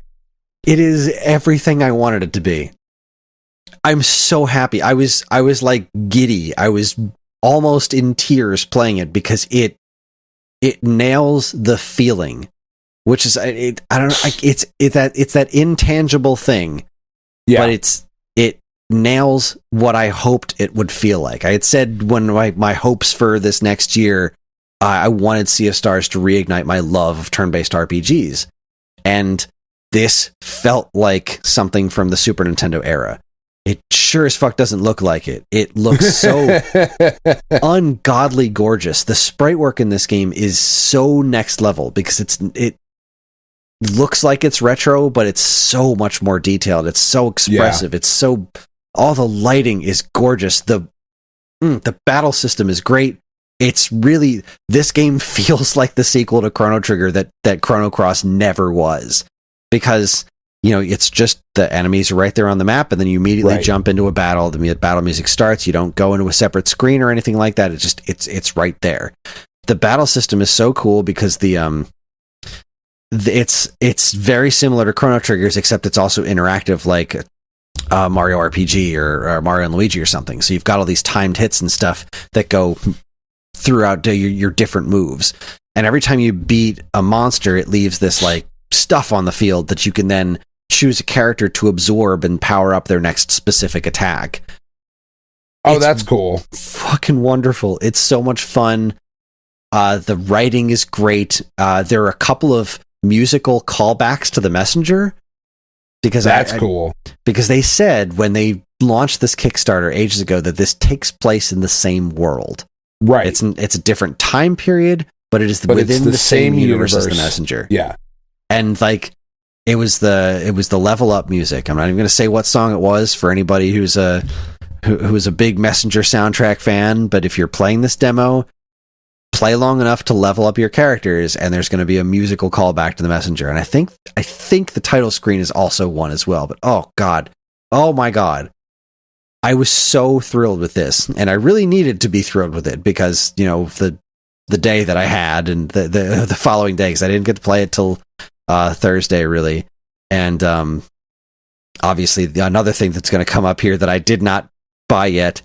Something to keep me occupied while I'm waiting desperately, but this game delivered so much, and I played through the demo once, and I know there's something in there that I missed, and I kind of don't want to go back for it because I don't want to do any more until I can play the whole thing. Right? Like I don't want to see any more of it. It's not the demo's not the beginning of the game. It's a chunk of the game somewhere towards the beginning that they say is not very spoilery. In fact, there's a couple of people you talk to. They're like, we can't let you in here because of spoilers. Yeah, which is awesome. Yes, I love you. I love you so much. This studio, I can't believe how much. After The Messenger, I guess I can, but like that game delivered so much for me. I've loved that game so much, and the fact that they wanted to take on doing a spiritual-esque successor to something like Chrono Trigger and have succeeded so thoroughly. I haven't felt this way about a game that looks like this in so long. It is unreal to me. I was just fucking floored. And the fact that it finally got a release date, what is it? It's August something. Yep. It's coming out in August. Play the demo. I'm very, very excited about it. I plan on getting to the demo. It was one of those things where I was watching the direct and I'm like, man, I feel like fucking shit, but god damn it, do I want to play that? But I was like, no, I'm gonna wait. I'll play it when I'm feeling good. Maybe tomorrow, maybe this week coming up. Definitely not Sunday because there's like apparently a big sporting event on Sunday that people are excited about. That's not till later in the day. Yeah, but it's an all-day thing. Yeah, it's August 29th, which is perfect for me because, Tears of the Kingdom is in May. So it gives me enough time to, like, put some real distance into Tears of the Kingdom like I did Breath of the Wild, and then devote my life to Sea of Stars. Well, and you get that, and then the kids go back to school. So you've got time to, play it without them. Because that's what I know how much you love playing games with your kids, and I love playing games with my kids too, but there are also games where it's like, I don't want to play this with anybody else. Yeah, I don't. I want all of you to fuck off and leave me alone. This is for me. I want to be completely immersed into this, and that's what I'm going to do. This isn't for us. Now, this was, again, perfect for me. The game that followed Sea of Stars and the Nintendo Direct was something I wasn't even remotely interested in, which was perfect because I was still freaking out over Sea of Stars. This was the Nintendo Direct breathing room. It's a game called Omega Strikers, which is it's fucking 6-player Windjammers, basically. Yeah, look cool. Yeah, looks neat, but I'll just play Windjammers. Yeah, Windjammers is awesome. I don't know why you exist. Okay, good for you. Neat. Thanks for giving me some breathing room after freaking out that there's going to be a fucking free demo of Sea of Stars after the presentation. I couldn't right now. Believe God it. Damn it. Right? Yeah. Face, neck, and chest. Following that, something that I don't really care about, but I know people do, and I think this looks really neat, is the Etrian Odyssey Origins Collection. Yeah, that's cool. Yeah, I know people dug these games. It's interesting because, like, I think I never really played them, but the whole concept was that you would draw the map on your bottom screen. Yeah. So I'm not 100% sure how this works on Switch without the dual screen aspect of it, but it looks like they got it figured out, and it looks really pretty too. Like the environments are very nice looking. What I thought was so cool about that one in particular was the fact that it's a bundle that you can also buy the shit separate. Yes, I liked that too. It's like, that's really cool. Yeah, that's how you do that. You know, give us some options. Because those are beefy games. You know? Maybe I don't need 3 of those. And you don't need to pay for packaging. Like, I'm buying this digitally, you know what I mean? Like, sell them separately. It's awesome. Yeah, that is awesome. I'll tell you what else is awesome. Advance Wars! I know. I'm so happy to be wrong. Oh, I'm so glad. I knew it wasn't canceled. I know. They didn't I took say much new. I'm glad that they didn't say much new. It's just new dates, April 21st. That's not that far off. And you know what? That's plenty of time for me to play some Advance Wars before Tears of the Kingdom comes out. Yep. It's a perfect release date, right? Because I don't have a lot going on before then. April 21st, and then Tears of the Kingdom is just a few weeks later. So I get a few solid weeks of Advance Wars before Tears of the Kingdom comes out. I think that's okay. Yeah, no, I think that's a good spot for it. I would like it, obviously, a little bit earlier. Yeah, I would have preferred March to have really a lot of time, because I've come to understand these games are a bit of a time sink if you want them to be. They can be. Well, and a lot of what happens with Advance Wars is you'll get into a section of the story where it has a lot of that. All right, one more map, like just one more fight, one more. Because I'm into this, I'm feeling good. Like, I'm feeling my strategery is really working right now. My brain is going fucking full throttle, and I know, especially if you lose a fight. So I gotta redo that. I know where I fucked up. I know where I didn't put this here. I just gotta redo this thing, and then it'll be fine. And then next thing you know, it's 2.5 hours later, and you're like, oh fuck, I gotta go to bed. Son of a bitch. Yeah, I hope that game sticks with me. I mean, my really Target pre-order's still in place. I'm definitely buying it. I hope I get into it. I really do, because I want to. I want to like this series, and yeah. So that made me super happy. We're still riding high here, and then we follow up with Kirby, which I knew was coming. What I didn't know was coming, like, I'm watching this, and I'm like, I don't know. I've been burned by 2D Kirby games, like I really have. I didn't love Star Allies. I didn't really get into any of the 2D Kirby games for years. This looks neat, but I just don't know. And then they said, oh, there's a demo for it right after the show. It's like, all right, well, son of a bitch. I guess I'll try the demo. You know, I guess we'll find out if this one's different. And this new Magalore content looks pretty interesting, like the little epilogue thing that you can play after you beat the story mode. And then I downloaded the demo, and I really like it.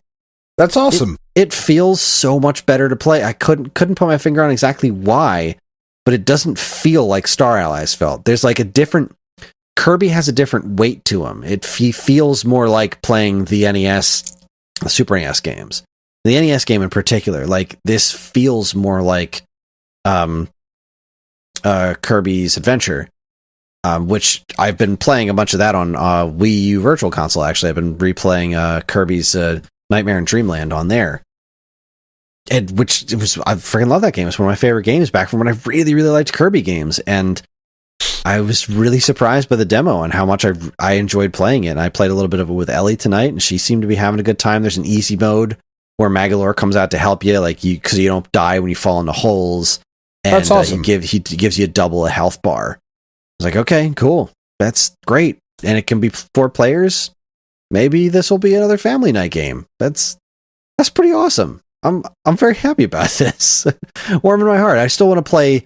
The demo has 4-player mode in it, so we're gonna do a full 4-player demo one of these nights, just to make sure before I go throwing money at this thing. But yeah, that was a pretty nice surprise there. I mean, I wasn't thrilled that there was so much Kirby in here because we've been getting a lot of Kirby, but it turns out to be quality shit. Plus, another Shadow Drop demo. Another thing for me to play. Oh, yeah, no, it's nice. Like, again, Kirby is not for me, but yeah, I am very happy that Kirby is getting the love that so many people feel Kirby deserves. Kirby's getting the love that so many other franchises deserve. Kirby is getting all of the Kid Icarus love. I mean, for fuck's sake, what was it last year? This anniversary thing with Kirby. It's been nuts. We got Forgotten Land. God, I can't remember I keep forgetting Forgotten Land. Huh. Yeah. But Kirby's Forgotten Land was freaking fantastic. It was damn near my game of the year last year. Plus, Kirby's Dream Buffet was also fantastic. We still regularly play that game. We were just playing it the other night. And now this Return to Dreamland Deluxe, which is also great. Like, wow. Way to go, Kirby. Yeah, like, it's if you're into Kirby, this is like your time. Yeah, your moment has come. Well, I tell you what other moment has come. Next announcement.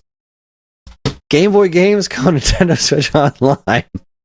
I have already played so much fucking Tetris.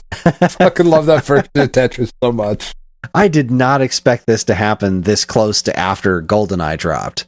Yeah. Like, they still have a couple of N64 games announced that they haven't dropped yet. Like, I can't believe they added this. Game Boy and Game Boy Color rolled up into one. So we get Tetris, the original Tetris. We get Super Mario Land 2, not Super Mario Land 1, which I think is a little strange, but whatever. I love Mario Land 2. Yeah. Link's Awakening DX, which I'm one of the few weirdos who still prefers the black and white version. Just, I don't like the way this game was colorized, but I don't give a shit. This game's amazing anyway. Yeah, it's a cool game. I'm probably not going to play it. Like, I played it for a few minutes, and then I remembered, oh shit, the item swapping. There's no reason not to play the remake. Then that's just how There's not. There are a few things I like better about the Game Boy one, but there's way more things I like better about the remake, so that's fine. Gargoyle's Quest, great pick. Yeah, I love that's that. awesome. That's freaking cool. Game Watch Gallery 3, again, not sure why they're starting with 3, but okay. I'm happy to have Game Watch Gallery there. And then, Alone in the Dark, The New Nightmare. What? Why not? What? Apparently this is a really wacky, interesting conversion of this game. Like, I don't know if you watched the brief snippet of gameplay on there. Like, what a weird pull, though. That's so it's a little weird. That was out of left fucking field. That was so bizarre. Metroid 2, that made me really happy. Because, is this the first time Nintendo has officially released this where you can play it on television? I think Besides the Super Game Boy. Like, I'm trying to think of the digital services that have had Game Boy stuff. This is the first time that I can officially just emulate this on a TV. And it looks great. It looks great. I just played enough to beat the first Metroid, and I was like, I'm so happy about this. If I didn't just replay this game pretty recently, I'd be, jumping right back into this. That's awesome. And then Wario Land 3, which I've never played, and I hear is ridiculous. I didn't realize the reputation this game had until this announcement came out, and there was just a bunch of people like, yo, this is low-key one of the best games on the Game Boy Color. Like, it's very Metroidvania-ish, apparently. Okay. I'll give this a try. Why not? Yeah, I love the original Wario Land, and I love Virtual Boy Wario Land. Wario Land 2 did not grab me, which is why I didn't play many more of them past that. Yeah. I didn't play 3.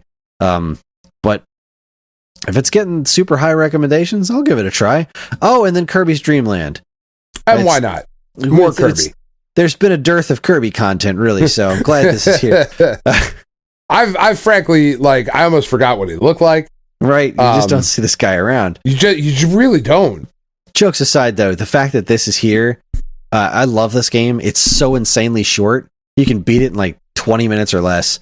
Yeah. And it's great to have this just like readily available on the Switch. This is such a great pick up and play little thing. I must have beaten this game dozens and dozens of times in my life because it's so short and it's so straightforward, but it's also so fun. This is before Kirby had copy abilities. This is such a simple game, but it's a really fun one. So I'm just thrilled to have it there.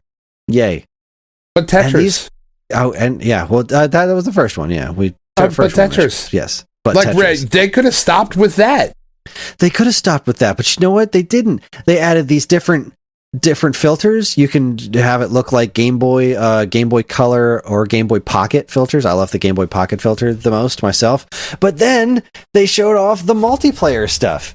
You can do local and online as if you were playing link cable, and that's something that's been off the table for these games for so long, is the link cable content.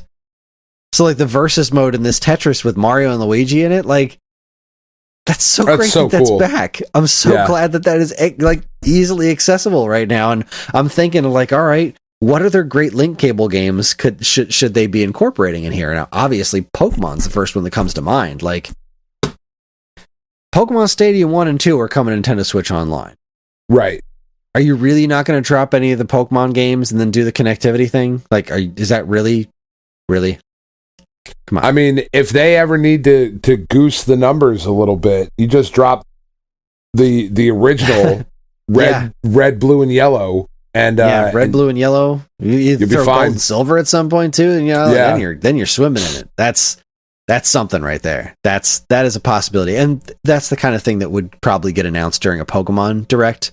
I would imagine. I think so. Yeah. Like, and I would honestly imagine like those have to be coming at some point. I would imagine so. It's such a no-brainer if like just print some freaking money there. Well, they have given so many of the big games of big franchises. Mm-hmm. You know, it's not like Nintendo Switch Online is pretty cool, but like Link to the Past isn't there. So, you know, it's not that like Link to the Past is there, Super Metroid is there, you know, like the big games that you would want is there, the heavy freaking GoldenEye's there, the heavy hitters are there. Which, by the way, that game is fucking impossible to play.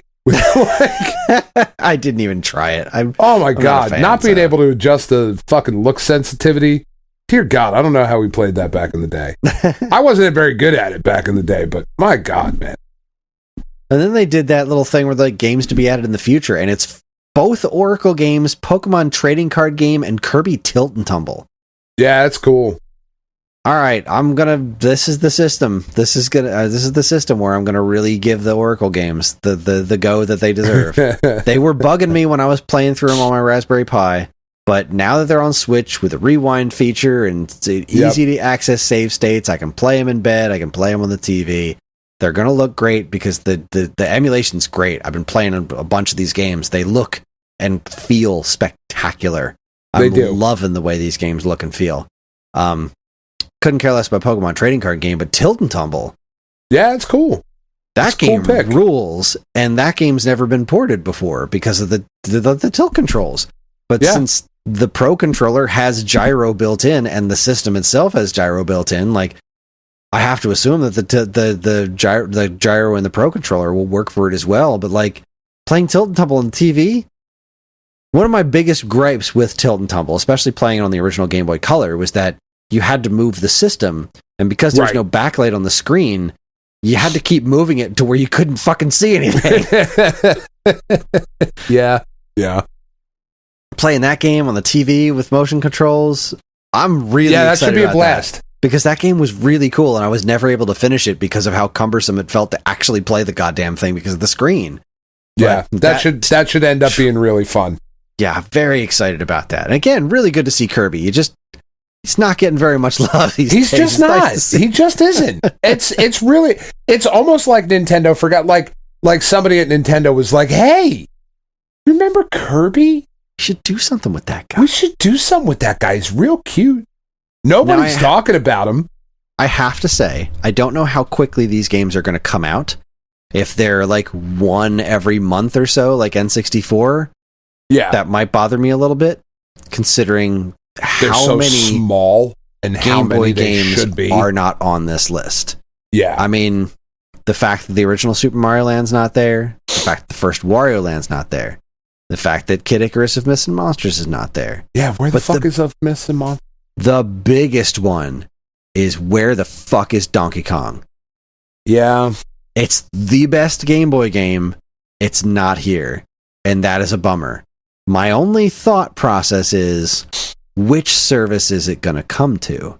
Because if you've got this up and running, right? You've got Game Boy involved. Now, this is just for the basic one. This is not for the expansion pack. This is just for basic Nintendo Switch Online. Right. Could they, through the Super Nintendo emulator, give us Super Game Boy? Theoretically. Why not? Because the Super Game Boy version of Donkey Kong 94 is very special. It's ridiculously good, and I want that. I'll take the black and white one. I'll take it. If that's all you're going to give me, that's fine. Sure. It's still the same game. But if I could get that color enhanced version with the extra sounds and this, that's what I want. That is what I want. Yeah. Yeah. I don't know. It's not on the list. It's making me sad that it's not there. There are a lot of regular Game Boy games. But the fact that they pulled that Alone in the Dark makes me think, like, what other weird third-party shit's going to show up on here? Are we going to get Motocross Maniacs? Because I would play Motocross Maniacs. We're going to get fucking Resident Evil Gaiden. You're like, what? Oh my God. We are going to get Resident Evil Gaiden, aren't we? Why would you do this? I'm so happy. Exactly. I'd be thrilled. I'd be fucking thrilled to see it. But at the same time, what are you doing? What are you doing? What? Why would this be your choice this month? You did this over Super Mario Land. The fuck's wrong with you? Right, the first Super Mario Land. I want that. I want Balloon Kid. I want Alleyway. You know? Yeah, for sure. I like Alleyway. It's a simple, stupid game, but I don't give a shit. Throw me the Castlevania Legends. Right? That's never going to show up on a Castlevania collection because Konami doesn't like that game. Give me the Donkey Kong Land games. It's like what I really like so much about Atari 50 is the kind of history lesson, right, that it provides, right? And I love, we didn't talk about it. They did make a major announcement for the show. We didn't talk about it earlier because it slipped my mind until like literally just now, but for this upcoming for the show 23, they are incorporating a new mode into the game called Seasons, and it's going to tell the stories of Negro League Baseball. Oh, right, I saw that. That's so fucking cool. Like, it's such an interesting aspect of like American history and American culture, and baseball history and baseball culture, and the fact that Major League Baseball considers Negro League statistics to be officially part of Major League Baseball. This idea that there can be somewhat of a history lesson taught through the gameplay is really fucking cool. And obviously the Nintendo Switch Online stuff isn't going in depth and like telling the stories behind it, but give us the progression of point A to point B. Yeah, you know, where are those early, those first Game Boy games, those launch titles, to then appreciate when you got to Super Mario Land 2. Yeah. It was like, oh my God, look at this, comparatively speaking. You know, I think there's a really interesting opportunity there that I hope they take advantage of. I do too, and especially given that we can this whole like connectivity with multiple consoles and being able to play online, the multiplayer stuff. Yeah. Like, I want to see more of that. I want to see give us the 4-player F1 race, because how many people have done that in the last 20 years? Oh, like, for sure. You know, throw tennis, baseball. Like, baseball is not fun on its own, but that game's kind of fun when you got other people to play it with. And tennis for Game Boy, I fucking love tennis for Game Boy. Give us more of that. Keep that game's awesome. Coming. Yeah. So this big fat happy grin. But then they took it a step further with the fucking Game Boy Advance shows up. And this is for Nintendo. So this is only for expansion pass, and I get it. But I'm so glad that it's not. This is expansion pass plus. You have to pay more for Game Boy Advance games. Nope, it's just being added to the existing expansion pass.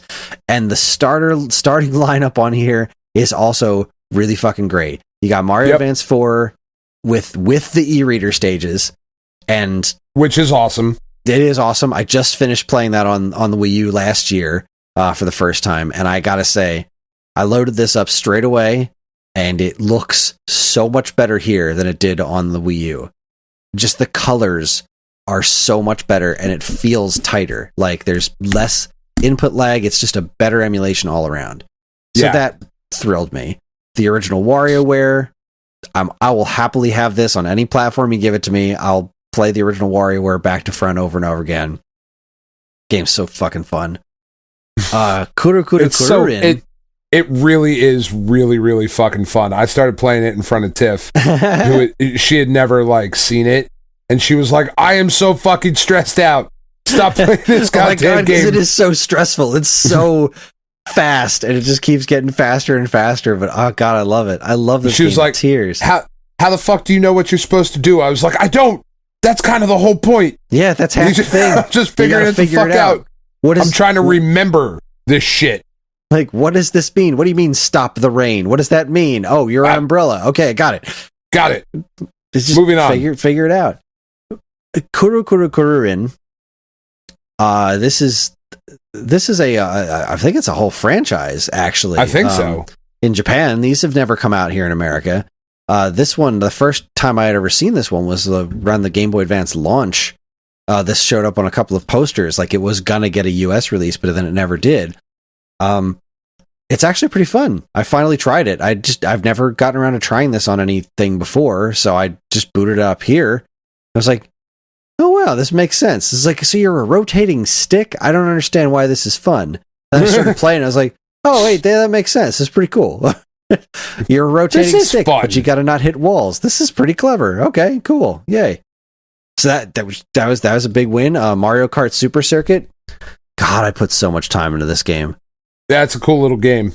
It is. Like, I don't know how much I would really want to replay it. Like, that's it. Like, it was available on the Wii U Virtual Console, right? Yeah.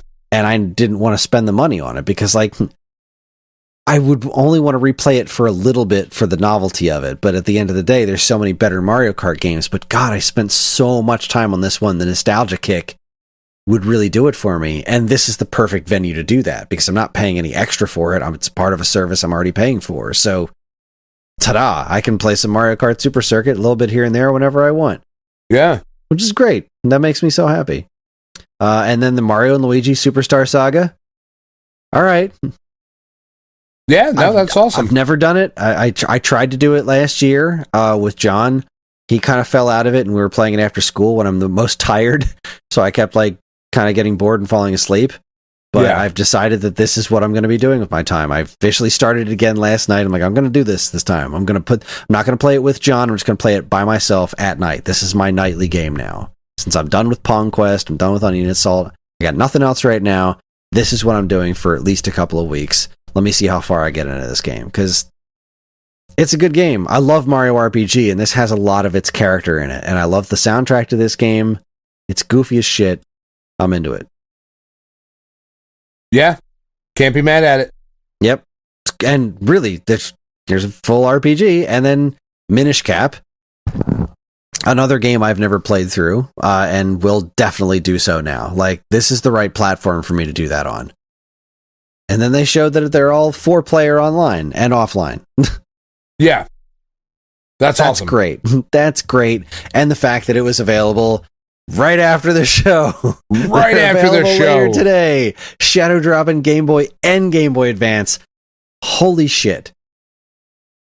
Yeah, that's massive. But, more importantly, the stuff that's coming.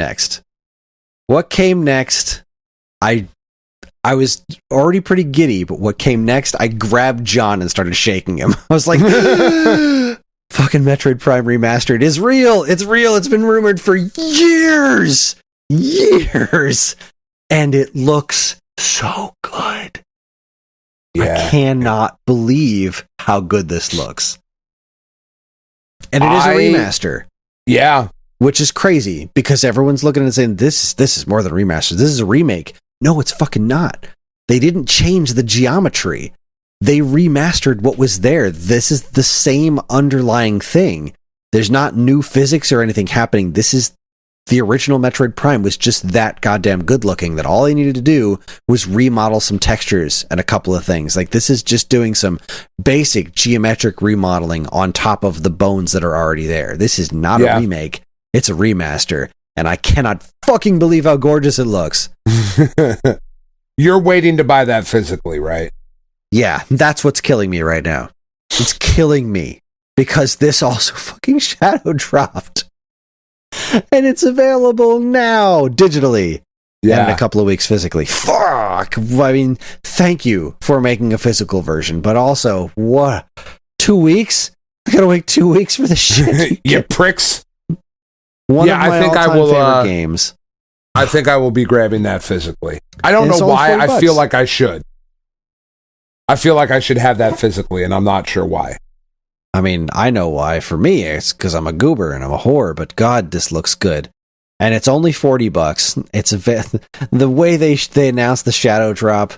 God, the way it looks. It's got dual analog controls. I can finally play this with dual analog controls. I can finally play this game for reals. And it's also got original doofy GameCube controls and Wii controls. You can play it with dual Joy-Cons, like with the pointer controls if you want to.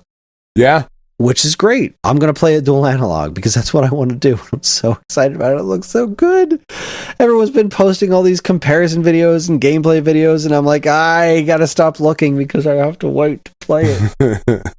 I don't have to. I could download it right now, but I won't be happy if I do. I need to have this physical. You definitely won't. You definitely won't. It's a game that you need physically.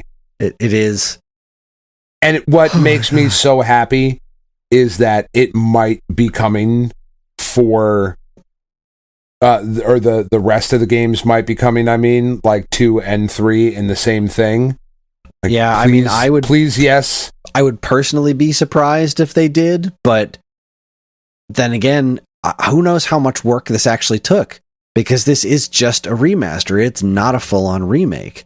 Yeah. So if this, it also gives me a lot of hope for Prime 4, because this was handled by Retro. It was, some aspects of it were farmed out, but this was primarily done in-house at Retro. Yeah. Which is really good news.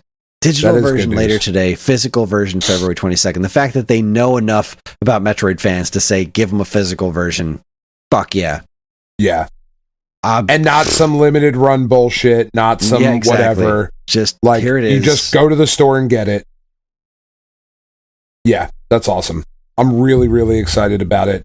I really like...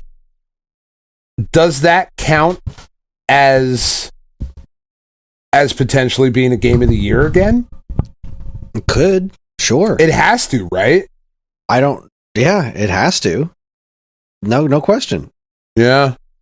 I don't know if it's gonna beat Tears of the Kingdom for me, but I mean, it might. It's one of my favorite games of all time. If anything could, a remastered version of that. Well, that's true too. This is my problem, Dan.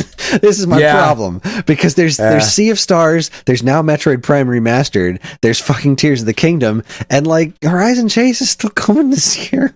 Yeah, that's fair. That's fair. I'm eating this year. I'm eating well.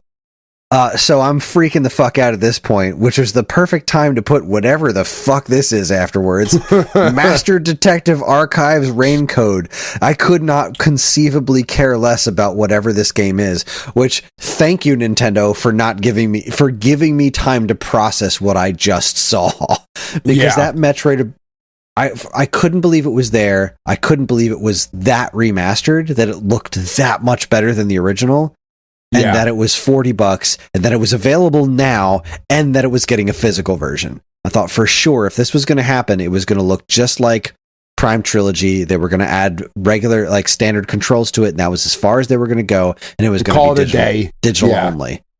The fact that none of those, they did it so well, and apparently it's at the top of the charts on the eShop, which makes me so happy that Prime's doing this well. And I hope the physical version sells like crazy. I hope this game gets into many more hands. I would imagine it will. It's reviewing very well, and this is just God. This system has been so good to Metroid. Between Dread and now this, that's just something. Now we just got to get that. We got to get that remaster of Samus Returns. We got to get that running on the Switch. Pretty pleased with Sugar on top, and then we got to get the other Prime games. You know, obviously, Pinball and Hunters and Federation Force probably not going to happen, and that's I'll live. That's okay. I'll live. We'll be all right. Pinball's a real shame, but you really need that dual screen setup for pinball to work. I'm just saying, you really need that vertical orientation to make that game work. But yeah, this is good stuff. This is good shit right here. Mm-hmm. All right, let's see what the hell came after Rain Code. And then Baten Kaitos 1 and 2. Yeah, this was another really big surprise. Cool. They've been rumoring the heck out of Baten Kaitos. I was like, really? They're going to do Baten Kaitos? All right. I love Baten Kaitos. The fact that it's fucking both of them. Yeah. I didn't know it was going to be both of them in one package. That's really something. And this looks nice. I really liked the first game. I never finished it, but I really enjoyed my time with it. And I never played the sequel. I don't know, because of how fucking stacked this year is, I don't know what to do about this. They said it's summer, I think, is all they gave on this. Mm-hmm. It's going to depend on what my life looks like at this point, because I want to say I'm going to buy it, because I would put some time back into this. This game was very fun. I have fond memories of it on GameCube. I probably still wouldn't get around to playing the sequel, because that's a lot of game right there. This is a full blown console RPG at this point. So 2 of them is a big ask. It's a lot of hours I don't have, but it looks pretty nice. It's definitely not as upgraded as a Metroid Prime was, but yeah, I'm really happy about that. Both the games. It is definitely not for me. But I hope the people that were excited about it love everything they get out of it. It wasn't for me when it came out. I just hope more people get it, because it wasn't for many people when it came out. This was a card-based RPG on the GameCube, a system that was very not an RPG system. Yeah. And this is early Monolith Soft, right? This is the Xenoblade people before they were the Xenoblade people. This is... Yeah. Right, I'm pretty sure this was Monolith Soft. I'm pretty sure I know it's Namco. It was a Namco joint, and it was exclusive for GameCube. It's such a cool game with a lot of unique mechanics in it and good character designs, amazing world designs. It's got a great soundtrack. This is just a really good game that so few people played, and it was something that Namco believed in so much that they made a goddamn sequel to it. Regardless of the fact the first game didn't really set the world on fire. I'm going to look up Baten Kaitos. I can't spell. A-I-T-O-S. There it is. K-I. Wikipedia. Yep, Monolith Soft. That's them. Yeah. So if they can kind of trade off of how good Xenoblade Chronicles has been doing for them and just get this game into more hands. It's such a weird name. I think that always went against it, but it's got a cool art direction. I hope more people play this. And I'm sure they will. There's no doubt in my mind this is going to perform better here than it ever did on GameCube.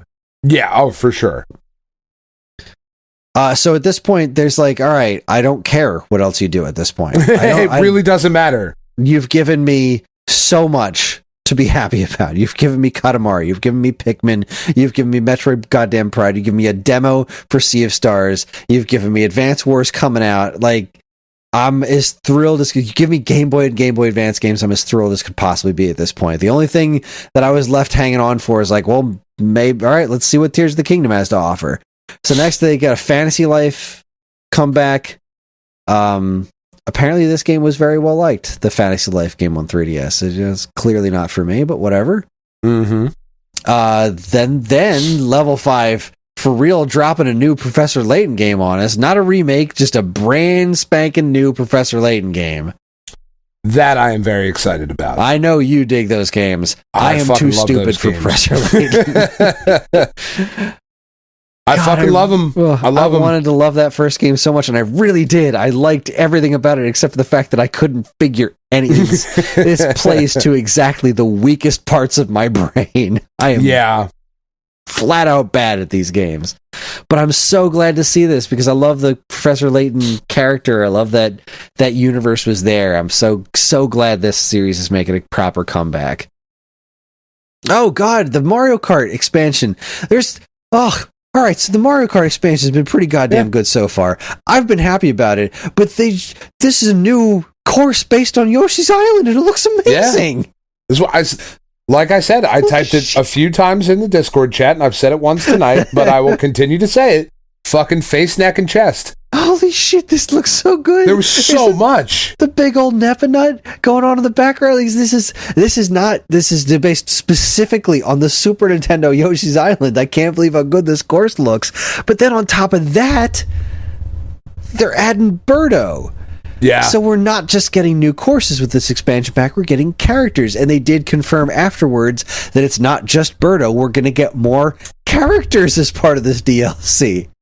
What even is this? Yeah, it's awesome. Shit. That game's so good. It's so good. Oh my god, it still gets regular play around here, and every time the new wave of booster courses come out, we're like, all right, back into that Mario Kart. Back in. New characters too. God damn. Can't believe it.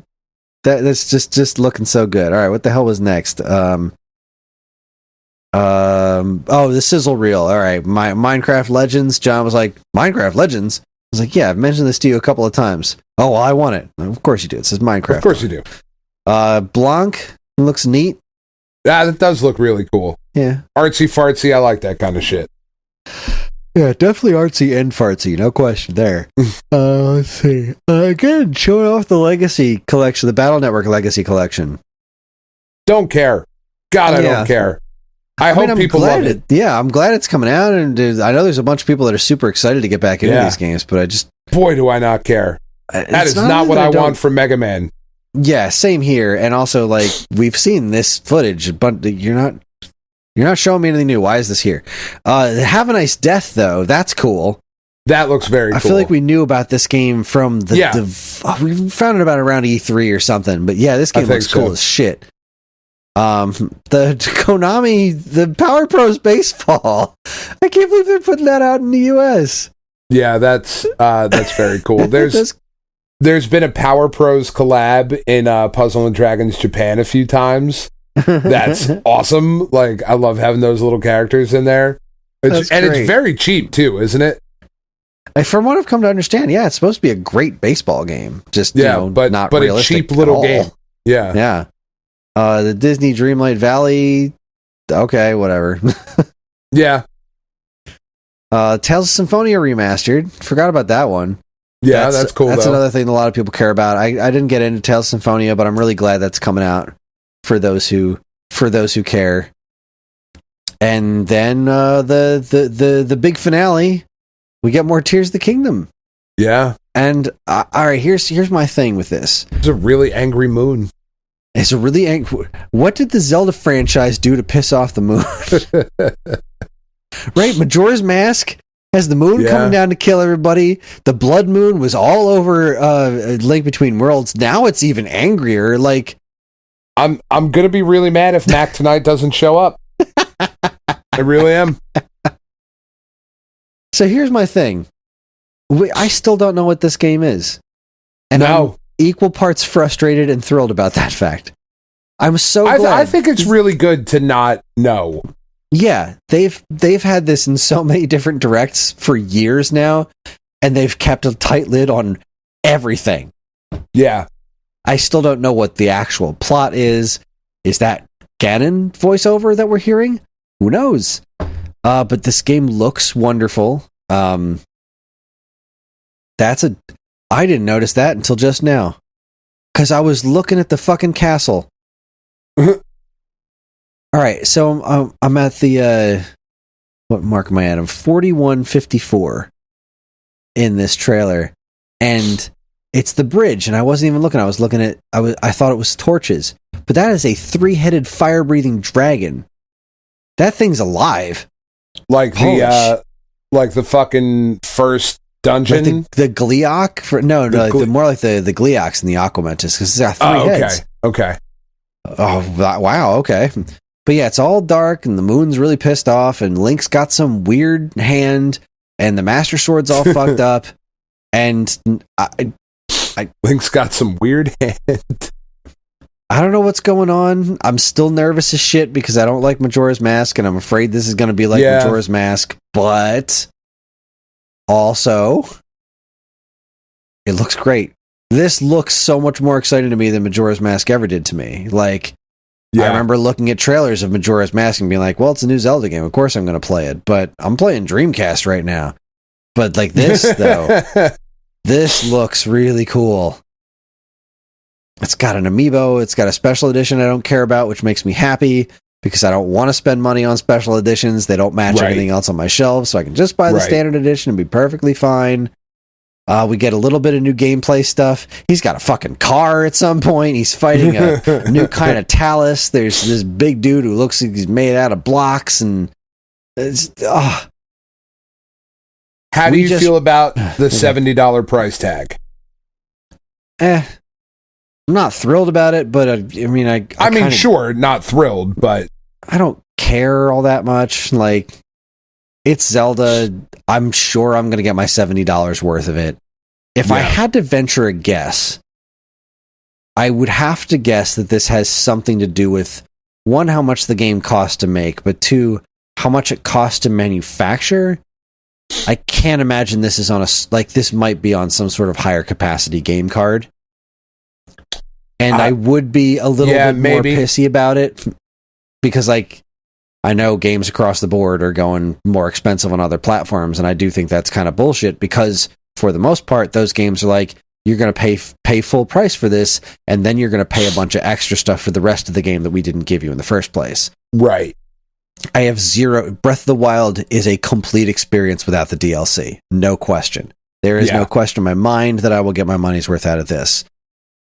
I don't like that the digital version's also that much more expensive. But also, just last week, Nintendo raised the salary of all of their Japanese employees. Which is awesome. Yes, so, for people getting more money. If this is the price I have to pay for your employees getting better pay across the board, I don't love it, but I'm okay with it. Like, I look at this and I say, all right, at least I can see some of where that money's going. It's not going to ridiculously overpaid CEOs. It's that money's getting distributed. Right. So, again, it's not great. I'm not white-knighting for Nintendo here, but it is a different situation from Ubisoft charging a bunch of money for their games and then nickel and diming you with tons and tons and tons and tons and tons of DLC and predatory practices and unfinished games and patches and shit. This is a different situation. This money isn't going to Bobby fucking Kotick. This is... Nintendo is clearly redistributing their wealth. They're doing really well. They're raising salaries across the board. You don't hear that shit happen, you know? You so really that's don't? Nice to see. Which is nice. Yeah. How did you feel about it? Whatever. I've paid $70 for games. I have been very, very surprised that video games have kind of stayed the stagnant prices that they have. Yeah, I mean, remember back in the old days with... Well, but even beyond that, though, like with the cost of everything going up the way that it has, like inflation is a very real fucking problem, and corporate greed and all of those things that are very, very real fucking problems that we have in the world right now. The fact that video games have remained somewhat stagnantly priced for decades. Yeah, it's been the $60 price point for a very long time. And before that, it was $50, but like they're not going up to absurd amounts, but the budget to make these games, and Dadish is not a $70 game. And if you tried to charge $70 for Dadish, it'd be fucking absurd. Yeah, you're not going to sell too many copies of that at that price. But when you look at something... stuff, like when you look at something like Tears of the Kingdom or God of War Ragnarok or whatever, and you're like, I mean, how is that the same price as something? It's just kind of crazy to me that they stay the same price. So I'm like, yeah, whatever. That fucking makes sense. I don't want to pay it. You know what I mean? Like, I want to pay $30 for everything, but I buy so few AAA games as it is. You know, sure, I'll splurge on it. Metroid Prime is $40. You know. Pikmin 4 is still $60, and they've already said this is not going to be their thing going forward. Now, obviously, it wouldn't be the first time a company has lied about something like that. Yeah, I was going to say, I mean, probably, but, you know, Nintendo is going to Nintendo at times. They are, because there's a lot of things that they do that are generally considered overpriced. I mean, we just had that conversation about Mario 3D All-Stars again recently, and you know what? I got my money's worth out of it. I was willing to pay that price, but, you know, I can understand why some people wouldn't. Yeah, for sure. So I don't know. It sucks that it's more expensive, but, you know, a lot of places are honoring the $60 pre-order that they've had open for ages now, and, you know, I missed my opportunity earlier today. Target was doing a buy one, get one half off pre-orders thing. I missed it by minutes. I had the opportunity to put it in my cart. I was going to do this in Pikmin 4 today. I was like, well, I can't not do that. I was going to buy these games full price day one anyway. So might as well get half off of Pikmin while I'm at it. But then I missed it. Tears of the Kingdom was sold out almost immediately. Metroid Prime sold out immediately. And then it was like, well, I could do Pikmin 4 and the Mickey game, but I don't know if I'm going to buy that day one, you know? Right. I'm not made of money here. It's got to be something really special for me to be like, day one, got to get it, unless it's like... Have to have it. It has to be Sea of Stars. It has to be, yeah. Exactly. It's got to be something big that I absolutely have to have, and unfortunately I missed everything but Pikmin 4. But, whatever. I'll still pay full price for them. I don't care. Yeah, I mean, it was... overall, it was an absurd Nintendo Direct. Like, the only thing... where the fuck is Silksong? Yeah, where the fuck is Silksong? Where the fuck is that Kid Icarus remaster, by the way? But yeah, Silksong in particular, where is that? With all of the things that came out in that Nintendo Direct, I was just kind of surprised that it wasn't there. Right? They're incorporating a handful of indie games in there. Unless they're saving it for one of their indie showcases, but like, come on, guys. It's been a long time. It was announced like they've been on Valentine's Day 4 years ago. And they haven't been dead silent. We just had an updated E3. It's coming to Xbox and all that other jazz. Like they're clearly like they're not doing a Hatch Tales over here. God damn it. Just tell me the fucking day. I just want to know when. Give me a quarter. That's all.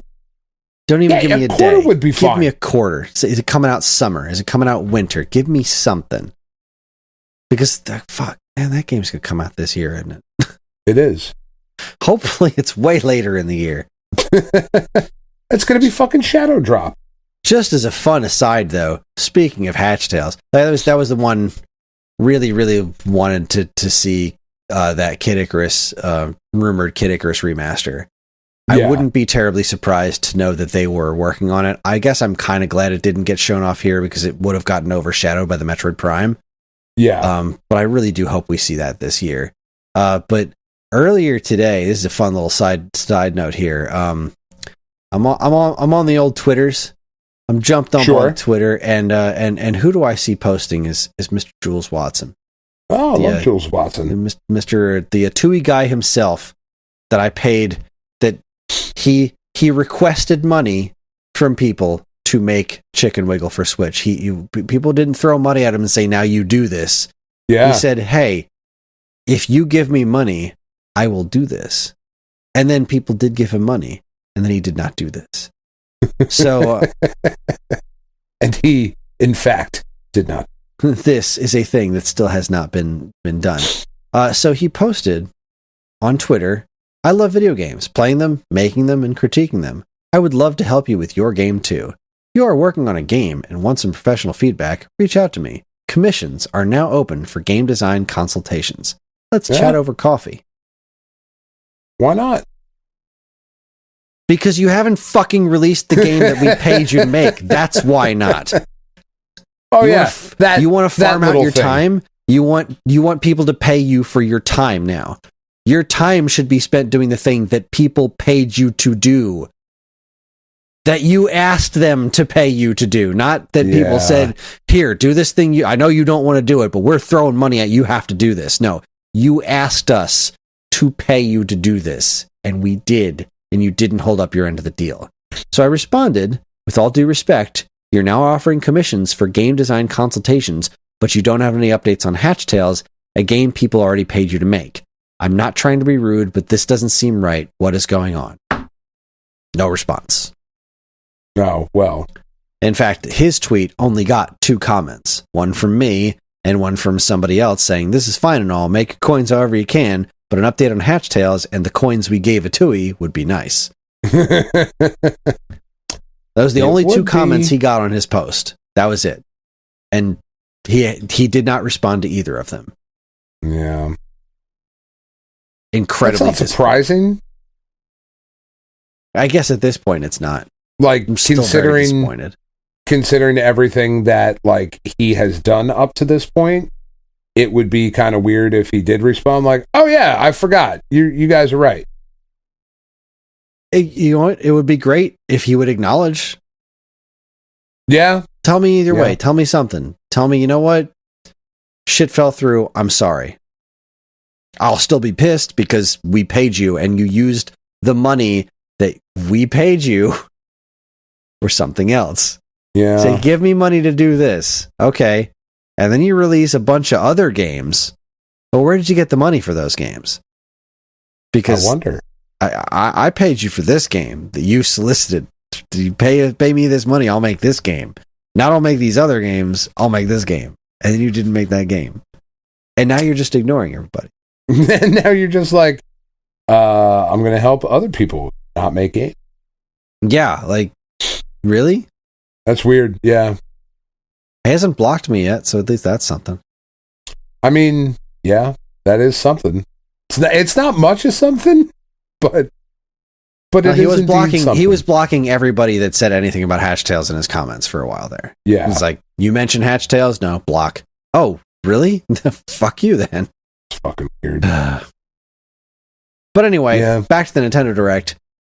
I mean, the beginning was a pretty serious downer for me. I wasn't crazy about what they showed for Splatoon. I feel like they could have done a lot better there. I've been historically, even if it's not something that I'm like chomping at the bit for, historically I've looked at Splatoon and been like, oh, that's fucking cool. I did not get any of that out of Splatoon. But other than that, I gotta give this like a 9 out of 10. With all the shadow drops. Oh. Yeah, it was really good. It was really, really good. It is killing me that I'm not playing Metroid Prime right now, but... Yeah. But yeah, that was great. I love this. I loved it, but you need to go to bed, Dan. I mean, whatever. I'll get there. I feel like you're dying on the inside and the outside. A little bit. A little bit. And I think you need to go to bed. I think I need to go to bed too. We've been talking. It's been a hell of a week. It's been a very long. Been a very long couple of weeks. I'm hoping that things are turning the corner for the both of us, and things will be good next week. Yeah, I don't work at Atari, that's for sure. But I get to still do this podcast, which was actually something we talked about in the interview. Like, how do I do a podcast like this and work for a company that releases games on multiple platforms? Like, how do I do that? You know, how do I write for Nintendo Force and work at Atari? I don't think I do. So yeah, I guess I'm glad that I'm very glad that doesn't have to be a conversation that needs to happen. So we don't have to have that conversation. Silver lining. We would have, and we would have made it work.